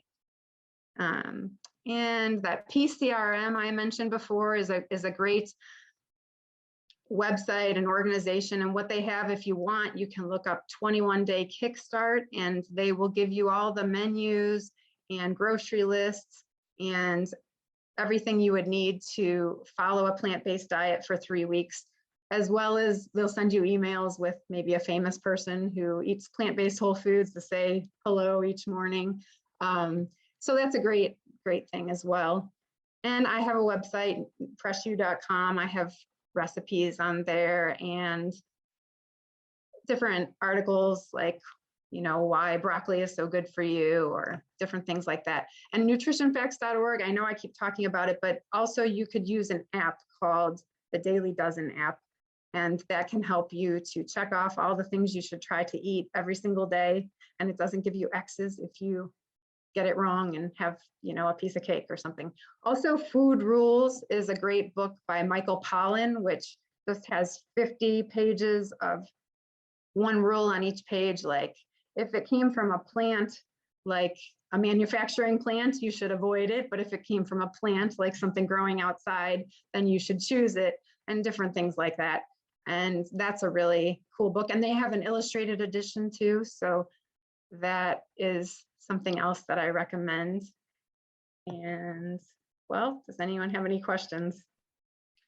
Colleen, the chat is blowing up. I mean, the amount of information that you have just shared is amazing. So thank you so much. You're welcome. Thank you. Can you go back to gallery mode so everyone can see each other? I would say that the biggest question coming up from several people has been around protein. So some people are interested, you know, in the United States, we have this feeling that we need a lot of protein, and we've been told that we need a lot of protein. And then there's also been like this hierarchy of protein. So some people think chicken is better than beef, or fish is better than beef. Can you kind of talk about that, and also just protein intake in general? Because I think, and I know I had this worry when I changed, people are worried they might not get enough protein in their diet. Another thing was fish. A lot of people want to know about fish.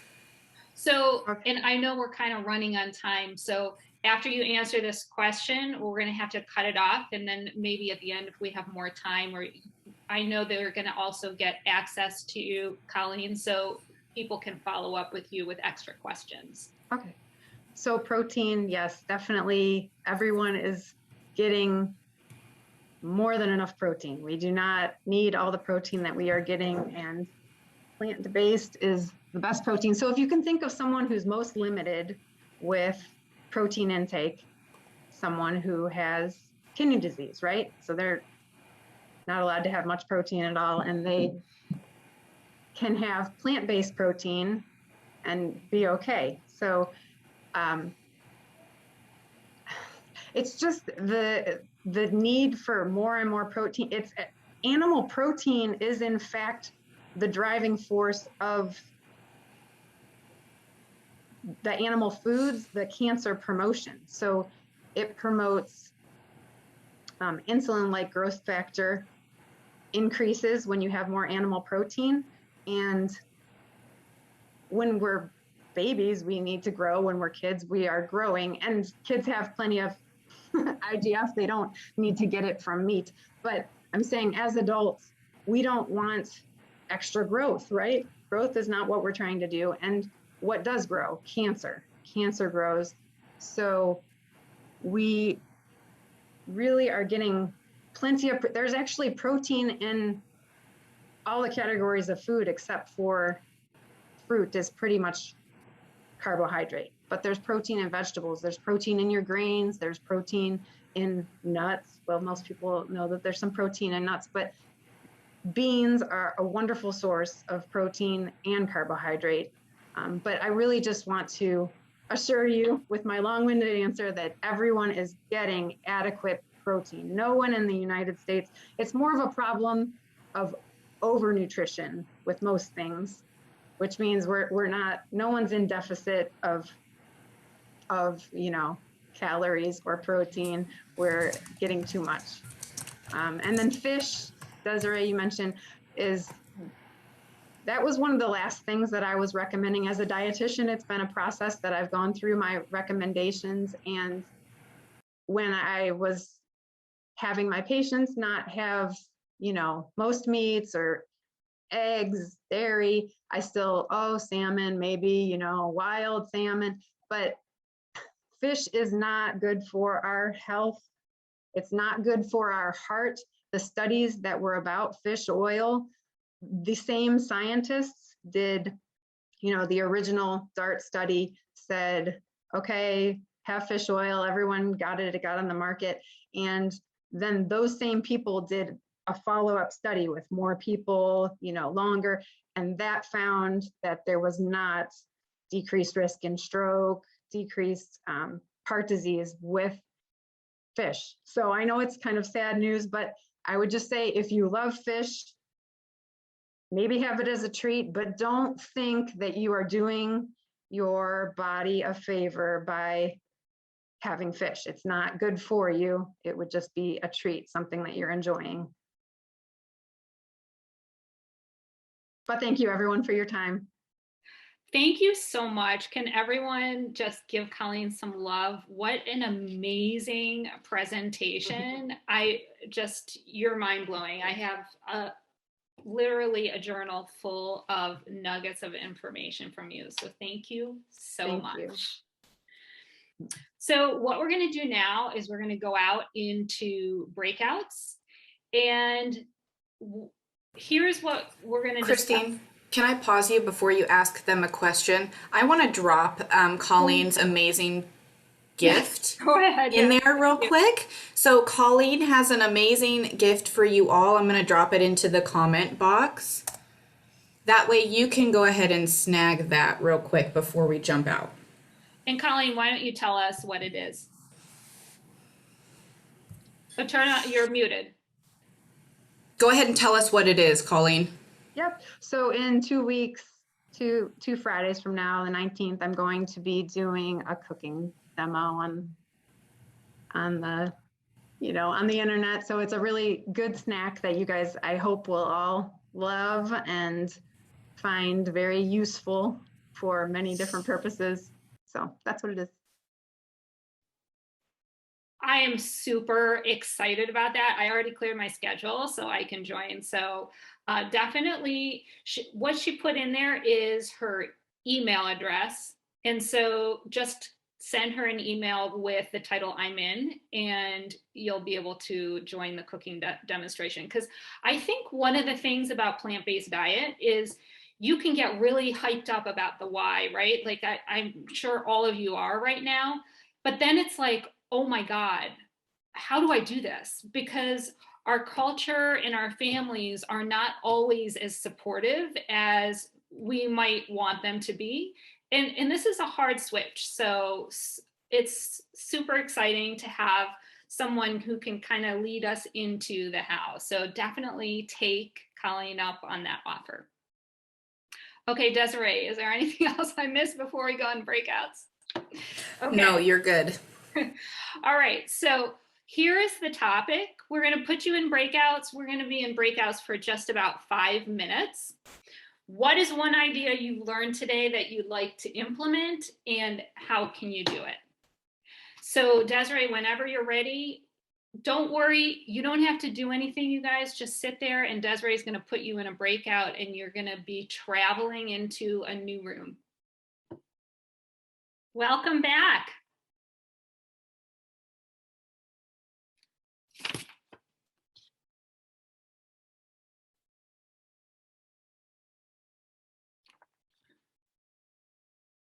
Karina, it's good to see you. We're just coming back from breakout rooms. Sounds great. It's awesome to see you too. It's great to hear Colleen speaking. Wasn't that amazing? She's fabulous. Yeah.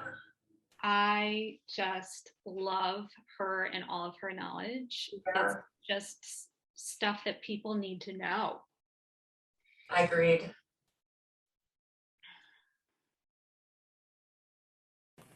Okay, we're starting to get everybody back. Yay! Took a second. You guys were in a different dimension for a minute. Welcome back, everyone. So I want to know, like, what came up for you? What did you guys talk about? Oh, I got to name a new restaurant, so that serves good food. So that was good.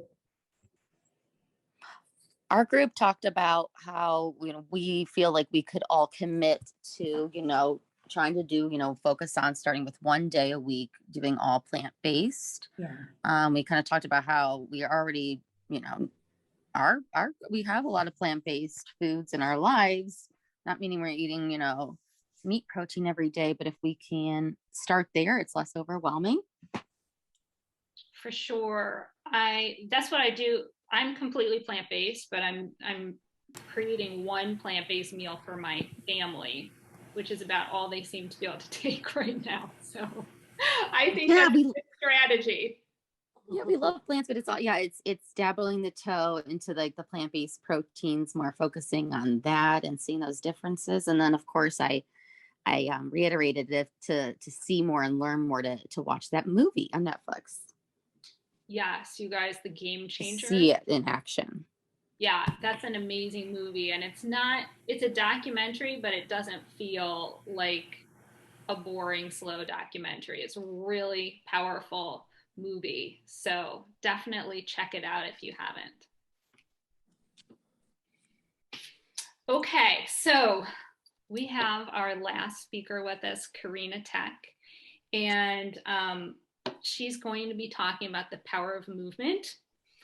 And I'm just so thrilled to have her here today. She works in the realm that I, as my love language, talking about movement. And she is the creator of the method called Scolio Pilates. Her method is being used as part of treatment for eligible patients with scoliosis at Dayton Children's Hospital. And I found Karina after my daughter was diagnosed with scoliosis. And when we went to the doctor, he told us that there were 3 ways that scoliosis was managed in the medical system: observation, bracing, and surgery. And with my background in connective tissue and Pilates, I just had a really hard time believing that this was all that could be done. And I'm also really stubborn. So I started doing a whole bunch of research. And when I found Karina, I just devoured every book she's written, every video she posted on YouTube, like every social media post. I took her classes, and my daughter and I have been following her program for 3 years now, and we've reduced her curve by 9 degrees. And so what she does is so incredibly powerful. And I'm just so thrilled to have her here to share her knowledge with us and tell you a little bit more about scoliosis and what she does. And I think a lot of this can also be used if you're thinking about posture and how to maintain your posture as you get older as well. So welcome, Karina. Thank you. Thank you so much. I caught the last half of Colleen's talk, so I'm so grateful to be a part of this. And I'm sorry, I just can't help but have to piggyback on Colleen. So Colleen, I don't know if you don't mind, but my personal vegan story, going vegan when I had a radio show that I hosted in Southern California for about 5-6 years. And my producer used to come to me and say, well, I've got this author, and this author wants to be on your show. And lots of times it was diet book authors, and I was like, no. And she's like, you've got to take one of these. And so I took this one, and I had this guy, I can't remember the name of the book, but this guy comes on and he says, so the reason that Americans are gaining weight is because we don't eat enough protein and we don't eat enough fat. And I was like, what? I was so floored, and I was just like sitting there and looking at my producer through the window going, are you kidding me? and she's like, and so the worst part about that interview was how helpless I was, because I had no information. I had no information in my little head to say, to say something back, or to say, this can't be right, or to have any kind of evidence. And so when I left that day, I was enraged for 2 reasons. One, because of this statement, and one, because I had a friend that was dying of breast cancer. And she was convinced by the marketing of this one particular company that if she drank this particular water, then her breast cancer would go away. And I was enraged on 2 points, just enraged. I can't think of a stronger word at the moment. And I went to Barnes and Noble and thought, there's got to be a nutrition book that's based on more than one study. There's just got to be, because anybody can prove anything with one study. And I went to Barnes and Noble, and lo and behold, no, in fact, there wasn't. And I was still enraged, and I went past Whole Foods on my way home. I walked in the front door of Whole Foods, and there was a stand of books about food. And I thought, oh, well, isn't that kismet? And so sure enough, one of the books that Colleen showed, the China study, was one of those books. And 753 evidence-based studies on nutrition. I was sold. I took that book home, devoured it. By page 73, I was a vegan. And so, and to this day, I have to battle social pressure for people who, every time I have anything wrong with me, I don't care if my knee hurts or I have a headache or I'm tired one day, I have friends that just turn to me and say, just go eat a cow. Just go eat a cow. And it's so frustrating. Oh, thank you. But anyway. This is working out because I have a call. Thank you. Okay, so anyway, back to what I do. I am a movement-based professional. I can't tell you anything about nutrition, except that Colleen's, to hear Colleen talk was very nice to hear somebody that's not telling me, just go eat a cow, you'll feel better. So I am movement-based. I was a professional dancer, and segued out of dance into the Pilates realm, and segued from Pilates into rehabilitation. And so that's where my focus is.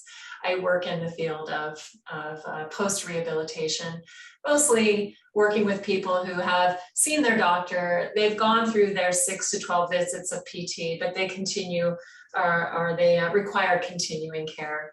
So I've worked with everyone with all kinds of problems, but I do love scoliosis because it teaches me about everything else. You know, that little saying that says an inch wide, a mile deep, that is very much where I am, for sure. So Karina wanted to do a little bit of an interview-based presentation today. So Karina, you told us a little bit about your background, but how did you come to create the Scolio Pilates method? So Scolio Pilates came about because I went to the doctor with back pain. I was laying in bed reading my book one night, and I turned my head to sneeze so I wouldn't get stuff all over my book. I don't think my book cared, but my back cared, because I turned my head and my back just went, it just blew out. And so from that blowout, I lost the use of my right leg, like 80% of my right leg gone, done, like immediately. And went to chiropractors, went to acupuncture, hobbled around. My dog happened to blow out her ACL at the same time. So the two of us were crippled walking around the park. And I kid you not, there were vultures circling one day. And my husband said, "Oh, isn't that funny?" And I was like, "Oh, ha, ha, ha." He's like, "I think they're after you." I was like, "Oh, ha, ha, ha." And sure enough, they were getting lower and lower around my dog and I as we hobbled around the park. So I ended up seeing an orthopedic surgeon, and he said, "Well, you have scoliosis." And at that point, I had never been diagnosed with scoliosis, and I'd been working in the field of dance, in the field of Pilates for my entire life. Not Pilates, but the dance thing since 5. And I have never met a symmetrical body. Never. In fact, I went through art school and they taught us that everybody is asymmetrical. And if you paint somebody symmetrically, you're going to end up with this alien looking figure. We're not symmetrical beings. And so he said, "You have scoliosis." And I said, "Doesn't everybody?" And I think he wrote irritable in my chart. And so he said, "Listen, take this high dose of steroids, and if it doesn't get better, you'll need surgery next week." And I said, "I can't have surgery next week. I have a Pilates studio, and I have 6 teachers, and 3 of them are out on maternity leave." Because, you know, those things happen in the water and in waves. And he said, "Well, the longest you can wait is 6 weeks before that damage in your leg is permanent." And so I waited like 5.5 weeks. I had surgery. But that was anyway, the first I had learned I had scoliosis. And I had the surgery, and yes, I did get back quite a bit of use of my leg. It works pretty great now. However, the scoliosis got worse. The scoliosis I didn't know I had. And so I had my 14-year-old client at the time tell me, she goes, well, you know, probably spines don't like to be cut open. And I was like, you are probably right. And that surgery, while it was not a scoliosis surgery, did destabilize my spine, and the scoliosis did get worse, and I was having a heck of a time with it. I had to lay on the floor in my Pilates studio next to my clients while they were doing the exercises, and I was just trying to hold on through the pain. It was not a good time. About 18 months into that lovely pain cycle, I discovered the work of Katharina Schroth out of Germany. And she lived at about the same time as Joseph Pilates. And they had this entire paradigm shift occurring in Europe at the time in movement. And certainly, you know, being outdoors was a big part of it. Nature was a big part of healing, as well as working with the body in a language that it understands. So whether it's scoliosis or some other type of injury or back pain, hip, whatever joint you might have, the body works in a certain manner. And so to try to tap into that is a lot of what Pilates is about, is a lot about what the work of Katharina Schroth was about. So I really took her work to heart, applied it to the Pilates work, but I also brought in the work of many, many other minds. And you may have heard of Leon Chaitow, you might have heard of Dinek Bradley. These are experts in the world of not just movement, but of breath and of connective tissue. And so I started putting notes together for myself, and my pain went away. And I thought, it had to go away. It's been 18 months since my surgery. This pain must have gone away at some point. It was just time, and it was just a coincidence that it happened when I was practicing this new work. And so what I did was I put a little sign on my door. I put a little sign in the local ad mag, and I said, hey, if you have scoliosis, you can come work with me for free, because then we can figure out if this works for anybody but me. And we had the same results. We had the same rapid results. So 2 weeks, 3 weeks after beginning, the pain was gone for so many people and diminished greatly for anybody else. I think in all the years I've been doing this, I can think of 2 people where we were not able to change the pain at all. And there's other people where we changed the pain dramatically, but it's not gone. And that percentage is also low. But the percentage of people that actually genuinely get their lives back is very high. And that is our goal. Our goal is not to reduce the curve. Christine did amazing work with her daughter.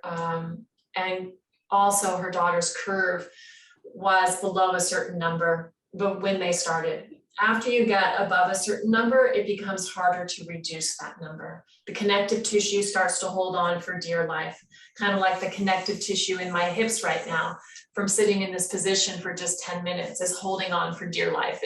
So when I start to move, because I'm 53 years old, it'll be like, but it will move, it'll move. So it's just a process. But the longer you have that anomaly, that change in the spine, the more the connective tissue will hold on. So that's how it started. Such a powerful story. I love it. And so we were talking about reducing or not reducing a curve. And of course, if the scoliosis is because of misshapen vertebra, there's only so much you can do. Correct.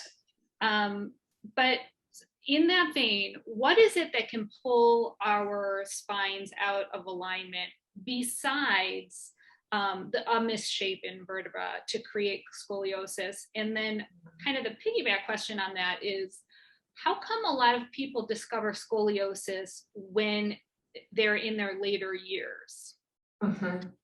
Yeah, those are great questions. So we have the first point you hit on was that the scoliosis vertebrae. So I have my little spine here, and if we look at an individual vertebra, then we see a vertebra from the side here that's pretty predictably shaped. You know, it's not a box, but it's pretty predictable. And then you add them all together like this, and you've got a spine. However, with scoliosis, this shape is no longer the shape of the vertebra. And it might be very minor, but the changes are real. So if I take this little wedge here and imagine this is a vertebra, then the spine actually, those vertebrae themselves change their shape. So we're no longer dealing with the same shape of the vertebrae. So therefore, we're not dealing with a spine that, you know, this child or this adult decided that this would be a great way to hang out. No, the bone itself changed first. And then it's like, so if I have a client coming to me, or we have patients at the hospital that ask, well, what am I going to do to get my spine back to straight? That's like asking, well, I have this shape in my nose that I don't particularly care for.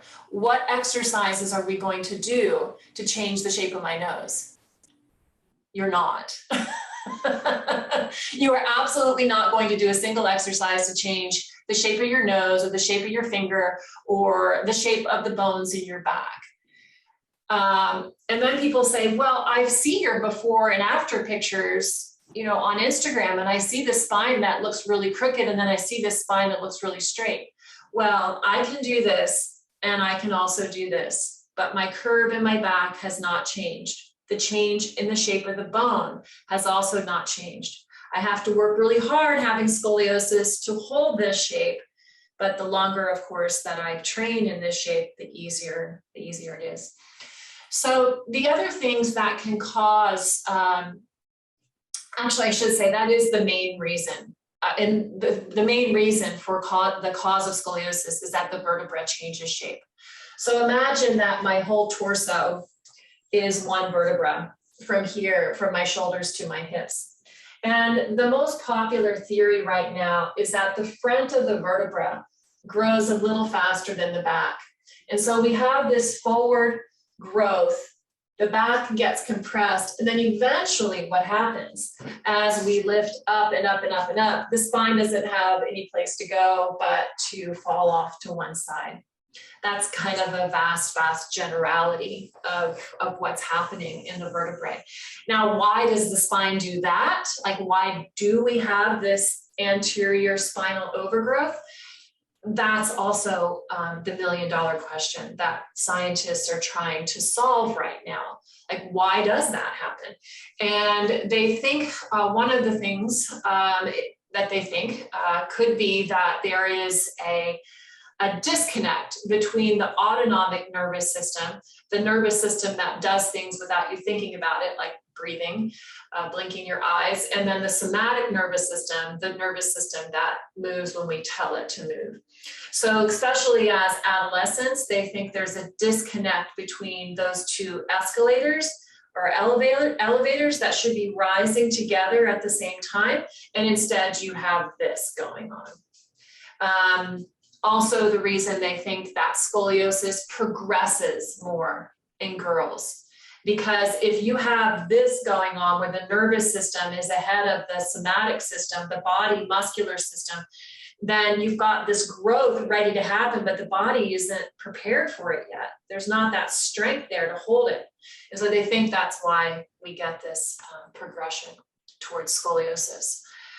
And then there was another part of your question. Oh, why do we notice scoliosis when we're older sometimes and not as a child?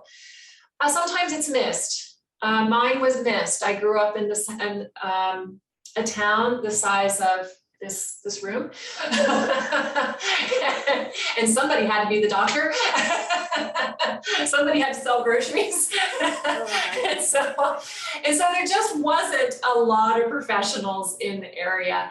And the professionals that we had, I would say, had to specialize in everything, you know, because they were the town doctor. And so therefore, I probably went to a doctor who just didn't know enough about scoliosis to say, hey, maybe you should do X, Y, Z to my parents. I'm not sad about that. My parents knew I had back pain. They just signed me up for more dance classes, and I was a happy kid. Now, why is it noticed later? Well, sometimes it's missed as a child. That's one reason. Another reason is that we just don't develop it sometimes until later in life. And so hormones can be a big game changer for scoliosis. So adolescence for girls, pregnancy for women, and menopause for women, andropause for men. These are times when the hormones really play havoc and can make some changes that we might not find desirable. I don't find desirable. I'll say that anyway. And so therefore, in a woman's body, those hormones will destabilize the spine a bit and therefore allow scoliosis. The percentage of women post-menopause that have a lumbar scoliosis is sitting right around 25%. It's quite high. It is quite high. Mm-hmm. The reason I asked that question was I was wondering if our everyday postures could promote scoliosis later on. So I know that you are a fan of Tom Myers, and in his book Anatomy Trains, there is a chapter where he talks about how these researchers are working with people who are part of an orchestra, and just from looking at their bodies, they can tell what instruments they play because the connective tissue has kind of gotten them into a position that they can't come entirely out of. That's very interesting. That's very interesting. I would say for the most part, no, your postural decisions are not going to give you scoliosis. Remember that it is scoliosis, a true scoliosis, a structural scoliosis is going to be a result of the vertebra themselves changing shape. Now, functional scoliosis, absolutely. Functional scoliosis meaning that you kind of tend to hang out in this shape here. And you tend to do a lot of activities from this shape. But however, when you attempt to lengthen and you lengthen here, then we take an x-ray of your spine and you're perfectly straight. You don't have scoliosis. A backpack for a child on one shoulder is not going to give that child scoliosis. You carrying groceries on one hip or a child on one hip is not going to give you scoliosis. Now, if you have a child and then you have back pain and then you find out you have scoliosis, I have a lot of clients like that come through the door and say, oh, it sounds like it's probably from, sitting with my baby on my one hip. You probably chose to put your baby on that hip because that hip was a bit more of a ledge than the other one was anyway. Because with scoliosis, we tend to sit on one side and then that hip is there. It's the grocery carrying hip. It's the baby carrying hip. And so you probably did not cause your own scoliosis, and that's important to know. Take that blame game away from you, take it away from your parents, take it away from yourself. If you're a parent with a child with scoliosis, you didn't do anything wrong. That's a really cool thing. We were talking about mindset, and earlier you were talking about just two or maybe a very low number of people that you were able to help, and I wonder where their minds were in that healing process too. Well, yeah, that healing process and the mindset. So when we meet with someone new, and this is probably part of any friendship as well, is you really have to listen to where your client is. You don't have to, it's not about what I think caused your scoliosis. It's about what you think caused your scoliosis.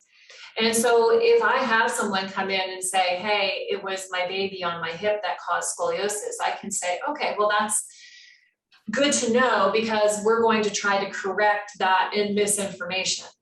So there's times when someone gives you information, you're like, yes, that's great. I'm really glad to know that. And we have to correct that misinformation so that they can actually go forward pain-free, still carrying their baby on their hip, knowing they're not causing themselves damage.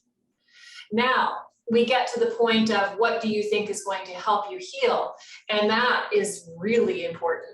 If they say nothing, then you've got to correct that misinformation. If they say, well, I don't know, I've done X, Y, and Z, and nothing has helped so far. And then you ask them, well, why are you here? Why are you continuing to seek an answer? Then you can, start to educate yourselves together towards that answer. Because our clients definitely come in with misinformation. Again, going back to Colleen's talk about, hey, I'm not going to get enough protein if I don't eat a cow every day. And that's just not the case. And so I know Colleen probably has to do a lot of re-education about what is the protein amount. And I know that when I was eating vegan, there was this book written back in, I think, the 70s, Colleen probably knows it, that said, if you don't eat this amino acid and that amino acid at exactly the same time, this magic won't happen and you won't have a complete protein. Well, that was misinformation that continues to live on today. And we have people that come through the Pilates studio and through the physiotherapy clinics that also have misinformation about healing. One of my favorite questions is, what do you do for your back pain? And a lot of clients say, well, when I'm really hurting, what I love to do is I just, lie on my back and I hug my knees to my chest. And this stretch is actually not helpful for back pain. And so I will tell my clients right away, listen, I am not going to take anything away from you that you feel helps you. I do want to offer another option for your back pain. And so we talk about nerve glides, dynamic stretching through the legs. So lying on the back and stretching one leg up and one leg down and up and down and not holding a long stretch, for instance. And it feels good. And it does glide the nerves, and the nerves can start to become healthy again as well. Because this work is not just about the connective tissue in the muscles. It's also about re-educating the nervous system. It's very, very much about re-educating the nervous system so it can calm the heck down, because it's living up here. We want it to take a little, magic carpet ride back down. I love that. So you're training the nerves and the connective tissue and the muscles. And before I ask my next question, because Desiree is going to pop out of her seat if I don't say this, we want to take questions from the group. So if you have a question that you'd like Karina to answer, please put it in the chat, and Desiree is going to collect those questions and present some of them to Karina in just a minute. I don't have to monopolize this with my own questions. So yeah, can you tell us a little bit more? Because, with the connective tissue work that we do, we're rehydrating connective tissue, and we're using the connective tissue as a vehicle to make neurological changes in the body, which is so powerful, and it has such an amazing result. Can you talk a little bit more about like that nerve glide and calming the nervous system, and maybe some other things that you do to rebalance the nervous system? Absolutely. So the first part of your question was about the connective tissue. And the connective tissue, if you can think about a couple of different things. One is a spider web. So if you place your hand on your forearm and you move your skin back and forth, I'll get a little closer to the camera for a moment. If you kind of slide your skin back and forth here, then there is, it kind of slips back and forth over your muscle. right? Well, between your skin and your muscle, there is connective tissue, and your skin is a connective tissue. So you've got this layer of connective tissue sitting in between your skin and muscle, kind of doing this as you're moving your fingers. And then there's another set of connective tissue that's winding all through your muscles. Think about an onion bag. And I've taken the bag that my onions is in and I've stretched it, and all the muscles are going through it. And we just have that one cross section that we're looking at. So connective tissue runs throughout, and connective tissue does have nerves and it does have muscles. And muscles, the big bulky muscles, kind of the superheroes that we see in the anatomy books, those muscles basically do whatever the connective tissue tells it to do. So if you can ease the connective tissue, you can ease the muscle. Now, to ease the connective tissue, and what we promote in our work is not bullying the connective tissue. We do not recommend going in with your elbow or a really hard tennis ball and, working something out, that happens to be painful. Instead, the work of Robert Schleich will tell you that if I'm going to go, say, let's again use the forearm. We have a forearm injury, and we're going to make a connective tissue change. Then I'm going to lay my hand on someone's arm, and I'm going to ease my hand towards the wrist, just enough so that my fingers are pulling on the skin, not so that I'm grabbing the arm and pulling, because the connective tissue is going to see that as a threat. It is going to recoil and come back at you.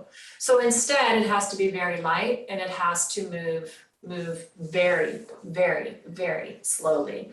So if I were seeing someone and we were going to work on the connective tissue in the forearm, we're talking probably a 30-minute process of working our way down the forearm. However, there are things that we can do with the nervous system, with your own connective tissue at home. And one of our favorites is to just kind of give the nervous system a little bit of a wiggle. And so we're lying down, and you can all definitely do this on a yoga mat at home. And then once I get down, I just give things a little wiggle, kind of let gravity find a home for my body. I'm not trying to put myself in a specific position here. I'm just letting things find a home. I flex my feet, my hands are on my hips, and I'm just going to wiggle north and south here. Again, this is the skin and the connective tissue, kind of moving in opposition to the muscles here, just like we did on the forearm pull. And then from here, taking the arms up to the sky and dropping the shoulders with gravity, letting the shoulders find a home. Instead of constantly trying to put the body in a shape, we have to have moments where we let the body figure out its own home. So I'm not squeezing my shoulder blades together here. I'm letting gravity take my shoulders down, and my shoulders are ending up in a really nice, comfortable spot, whatever that means for my shoulders. Because again, whether you have scoliosis or not, you're not symmetrical. Let the shoulders find their home, let the connective tissue ease its way in, and then, like Christine was saying, the connective tissue, the nervous system starts to calm, and from that position, we can begin work.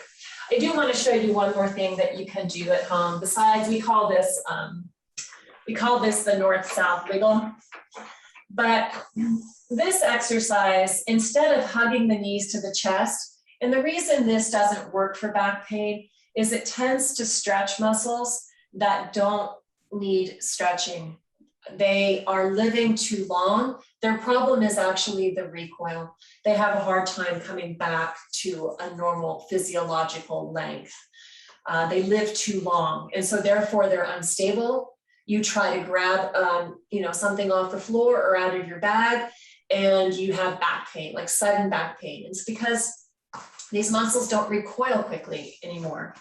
So from here, I'm just going to bring my leg up, and I'm just going to point my foot up, and I'm going to flex my foot down. And I know it just seems too simple to be true, but it's actually really helpful. And so Beauty of simple shifts. I'm telling you, simple shifts. Stop bullying the body. And if you don't get quite enough stretch there, you can straighten the leg. And this is definitely a nerve glide. We're gliding the nerves. And then, of course, the other leg. And you can do the same thing with the arms. So I can take the heels of my hands together, flip the palms, and fingers go up to the sky. And heels of the hands together, fingers look at the sides of the room, flip, and my fingers look at the ceiling now. So just back and forth and back and forth, taking those glides and finding ease in the body. I love this analogy of, my parents used to take us to SeaWorld when I was a kid, and we would watch the dolphins, and they would jump through hoops at a specific time, and they'd get up on their tails and they would dance on their tails, all for fish, right? And they would do all these amazing tricks. And, as a 5-year-old, you're going, how do you teach a dolphin to do that? That's amazing. And then as an adult sitting on the beach, and I see these dolphins doing all the same tricks at SeaWorld out in the ocean, dancing on their tails, doing backflips. They're just totally out there having a party. Nobody taught them how to do that. They just happen to do it at a specific time for a fish. And so whenever that's my entire philosophy with the body, is the body does certain things beautifully. It's been doing those things for millennia. And that's why we've had healers through millennia, not just in the 21st century with the latest medicine. We've had healers for millennia, and they've all learned how to tap into the body's natural abilities. And so if we can tap into those at the time that we actually need to tap into it, then we can find our answer, as opposed to brutalizing the body, whatever that happens to mean to you. I know what it means to me, but for me, I would much rather say, all right, nervous system, what is it that makes you calm down? What is it that makes you get uptight? And instead of saying, well, this for sure is going to calm your nervous system. It might have 20 side effects, but it's going to be the best thing for you. And it's true, it might be, but there are some other things that we could tap into as well. You just gave me goosebumps. That's beautiful. You're speaking my love language. That's just a beautiful way to talk about the body. I think a lot of times we disassociate ourselves from our bodies. We forget to tune in. We take a pill rather than listening to our bodies when they're telling us that they need something. That's so beautiful. I know we have a couple questions. And the good thing, Desiree, is that they are quite related, right? So we can kind of combine them into one question. Yep. I would almost say, what people are asking is what they can do at the desk, right? So is there any way you could do what you did on the mat in a standing form? So my first suggestion when sitting at the desk is to leave the desk. That's my first suggestion. Just get up and walk away. And then my second suggestion, I have actually several. Let me grab my pseudo desk here. So the reason you're unhappy at the desk is because your body is telling you it really does not like to sit still. That you are a mammal that requires movement. And so what I would recommend is to start wiggling at your desk. So I'm going to sit straddled on my table here, and at your desk, I would find a position with your feet placed a little bit wider than normal. You can start to kind of wiggle your hips back and forth. My husband calls me squirmy britches. And so when I'm sitting at my desk, I am very frequently my hips are going back and forth quite a bit. And then once they go back and forth, like right sit bone to left sit bone, then you can also try to go forward and back, focus on your knees. So now my knees are going forward and back. And then I kind of move it up to my spine. So if I am locked at my desk and I don't have the option to move and get up and walk around, then just find a way to move your body at your desk. The other thing I would recommend at your desk is placing your hands while you're reading an email or watching a long training video or something. Placing your hands on your desk and getting space between your bones. So your body loves not just compression, not just decompression, but the combination, okay? Your body likes the combo. And so that's what moves fluid in and out. So, you know, any way you can move at the desk, just do it. Okay, find space, find movement, and find movement that feels good. Don't start to do things that like, well, if I do this stretch where I pull my head down to my chest, it really hurts, but I know it's for the best. It's really not. It's really not for the best. You have to be that dolphin out in the ocean and do what feels good. And somebody won't give you a fish later, but they will give you vegan chili. So yeah. One last question, Karina, that someone asked, and I just kind of want to give my 2 cents too. She said she gets a monthly massage and it's deep tissue and it hurts, and is that a bad idea? And you know, from everything that we do with my work with my clients, I tell people your connective tissue system, one of its function is to support, protect, and stabilize you. And that's why we address connective tissue with soft tools.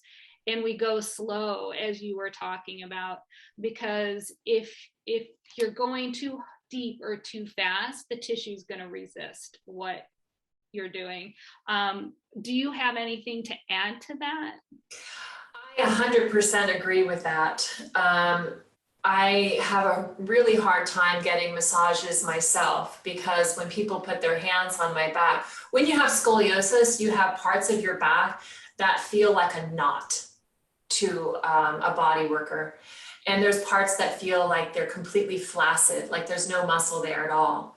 But that's a complete misread of what's actually happening in the scoliosis body. And so often that body worker will really want to get in there with their elbow or with really, really deep work into those dense areas.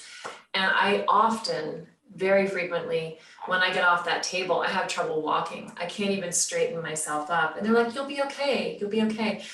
And I don't know why I used to continue to do that. I think I did it thinking that this was the answer, and then ultimately just got fatigued of going and hurting. And there must be something wrong with me because I'm not responding the way that I'm supposed to respond to this technique. And in fact, I was responding perfectly. You know, it was my body saying, no, for you, this is too much. And I do think people have different sensitivity levels to this type of work. For me, it's a no-go. You cannot put pressure on my tissues. It is going to rebound. And by rebound, I mean, it might eventually let go. You might get in there and make things let go. And remember when I was lying on my back, I said these muscles tend to live long. When you're in back pain, the trouble is that they don't know how to recoil. And so what you're doing is you're overriding that protection. And so when you have a spot in the back or somewhere in the body and you just get in there and you're like, okay, I'm going to make it let go. It's going to let go. And yes, actually it will totally let go. It's going to be like, okay, you win. But 20, 30 minutes later, it's going to rebound on you. And then you're going to have an area that's stiffer and potentially more painful than when you started this whole process. So yeah, different bodies need different things. If you're in pain, listen to that message. Probably not good. I want to jump in really quick because I had a question directed towards me that you guys won't be able to see. So they asked, they have difficulty sitting down and standing up. and sitting cross-legged, their knees are pretty bad. Is there anything that they can do to help that situation with mobility in their knees?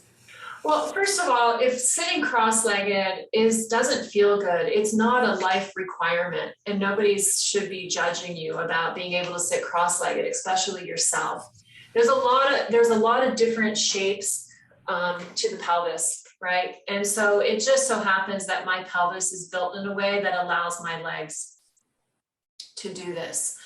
Now, the more concerning part of that question was the sitting and standing. Desiree, was it about getting from seated to standing, or was it painful to sit and painful to stand? It is both. It is hard to get down and hard to stand up with her knee pain. Oh, with the knee pain. Okay. Yes. Okay, I understand now. Okay, so I think that that's a bit of a slower process, but it's a completely workable process. And so what we have to start with is finding, and in this situation, I would find an expert to help you. You need to find out why it is, because there could be many different things happening around the knee area. In fact, it could be starting up in the hip. That's making it difficult to sit, making it difficult to stand.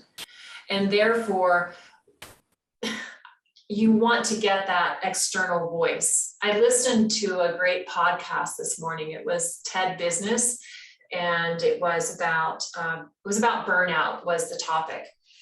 But they had two sisters on, Nagasaki was their last name, they're twins, and they wrote a book called Burnout. But they said the thing that we actually really need when we're burnt out is we need external help to come in to assist. And I think that when you have pain, you need external help. Christine is a movement professional. I'm a movement professional. Colleen's dietitian. Debbie, I mean, we have these professions, but when we face the problem, even if I face a movement problem, I need to go to someone else. I can't just go to the internet and use my knowledge to heal myself. I could try, but the reason that doesn't work is because of the human connection part of the healing. I need to go talk to someone who can be my mentor and be my coach through this. And it works that way. It works less well when I try to resolve it on my own. So please go find someone that can really help mentor you through what's going on with your knee or your knees. There's help. Yeah. That is so beautiful. The human connection part of healing. Mm-hmm. And we've really become aware of how important human connection is over the last year and a half, right?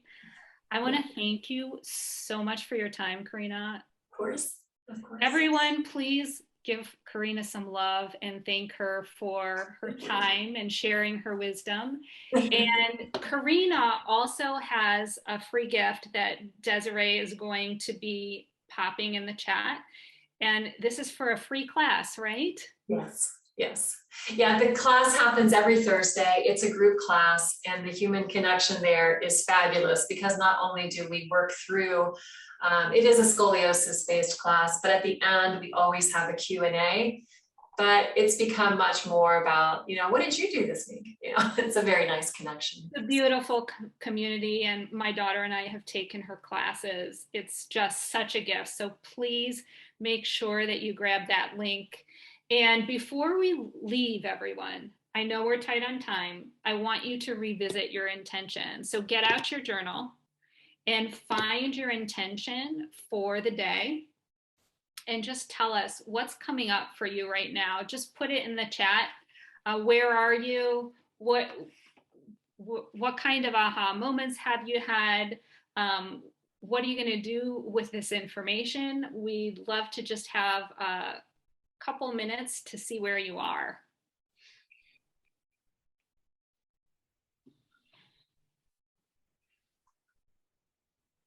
I have also listed all of the free gifts one more time in case people might have missed them and you don't want to go back through all the chats. Yes, thank you very much for that. So they're all in the chat. Where is everyone?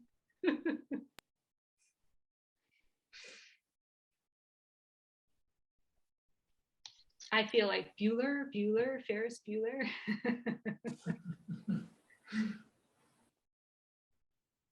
I need to get back on track with classes for my upper neck and back.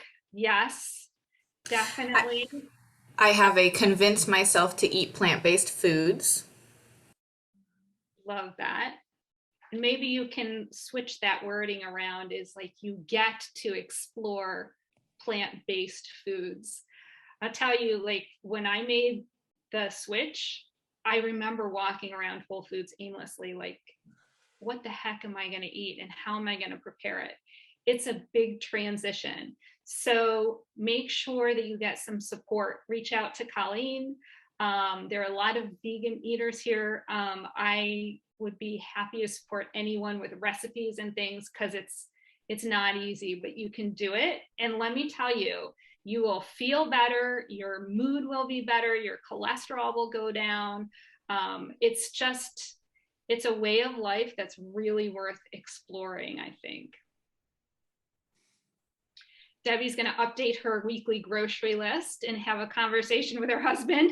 Now, good luck. Now, listen, I got to tell you, Deb, you got to have him watch the urologist on Game Changers in the movie Netflix, because Colleen was talking about erectile dysfunction. This is what flipped the switch for my husband. So if plant-based eating is a treatment for erectile dysfunction, not to say that your husband has erectile dysfunction, but in this study, they had these football players eat plant-based meals one night and animal protein the other night, and their erections were 300% stronger after eating a plant-based meal. So just a bee in his bonnet. It opened my eyes to many ways to improve my health. Definitely watch Netflix. What else is up there? Anything that I missed, Desiree? Nope, I don't think so.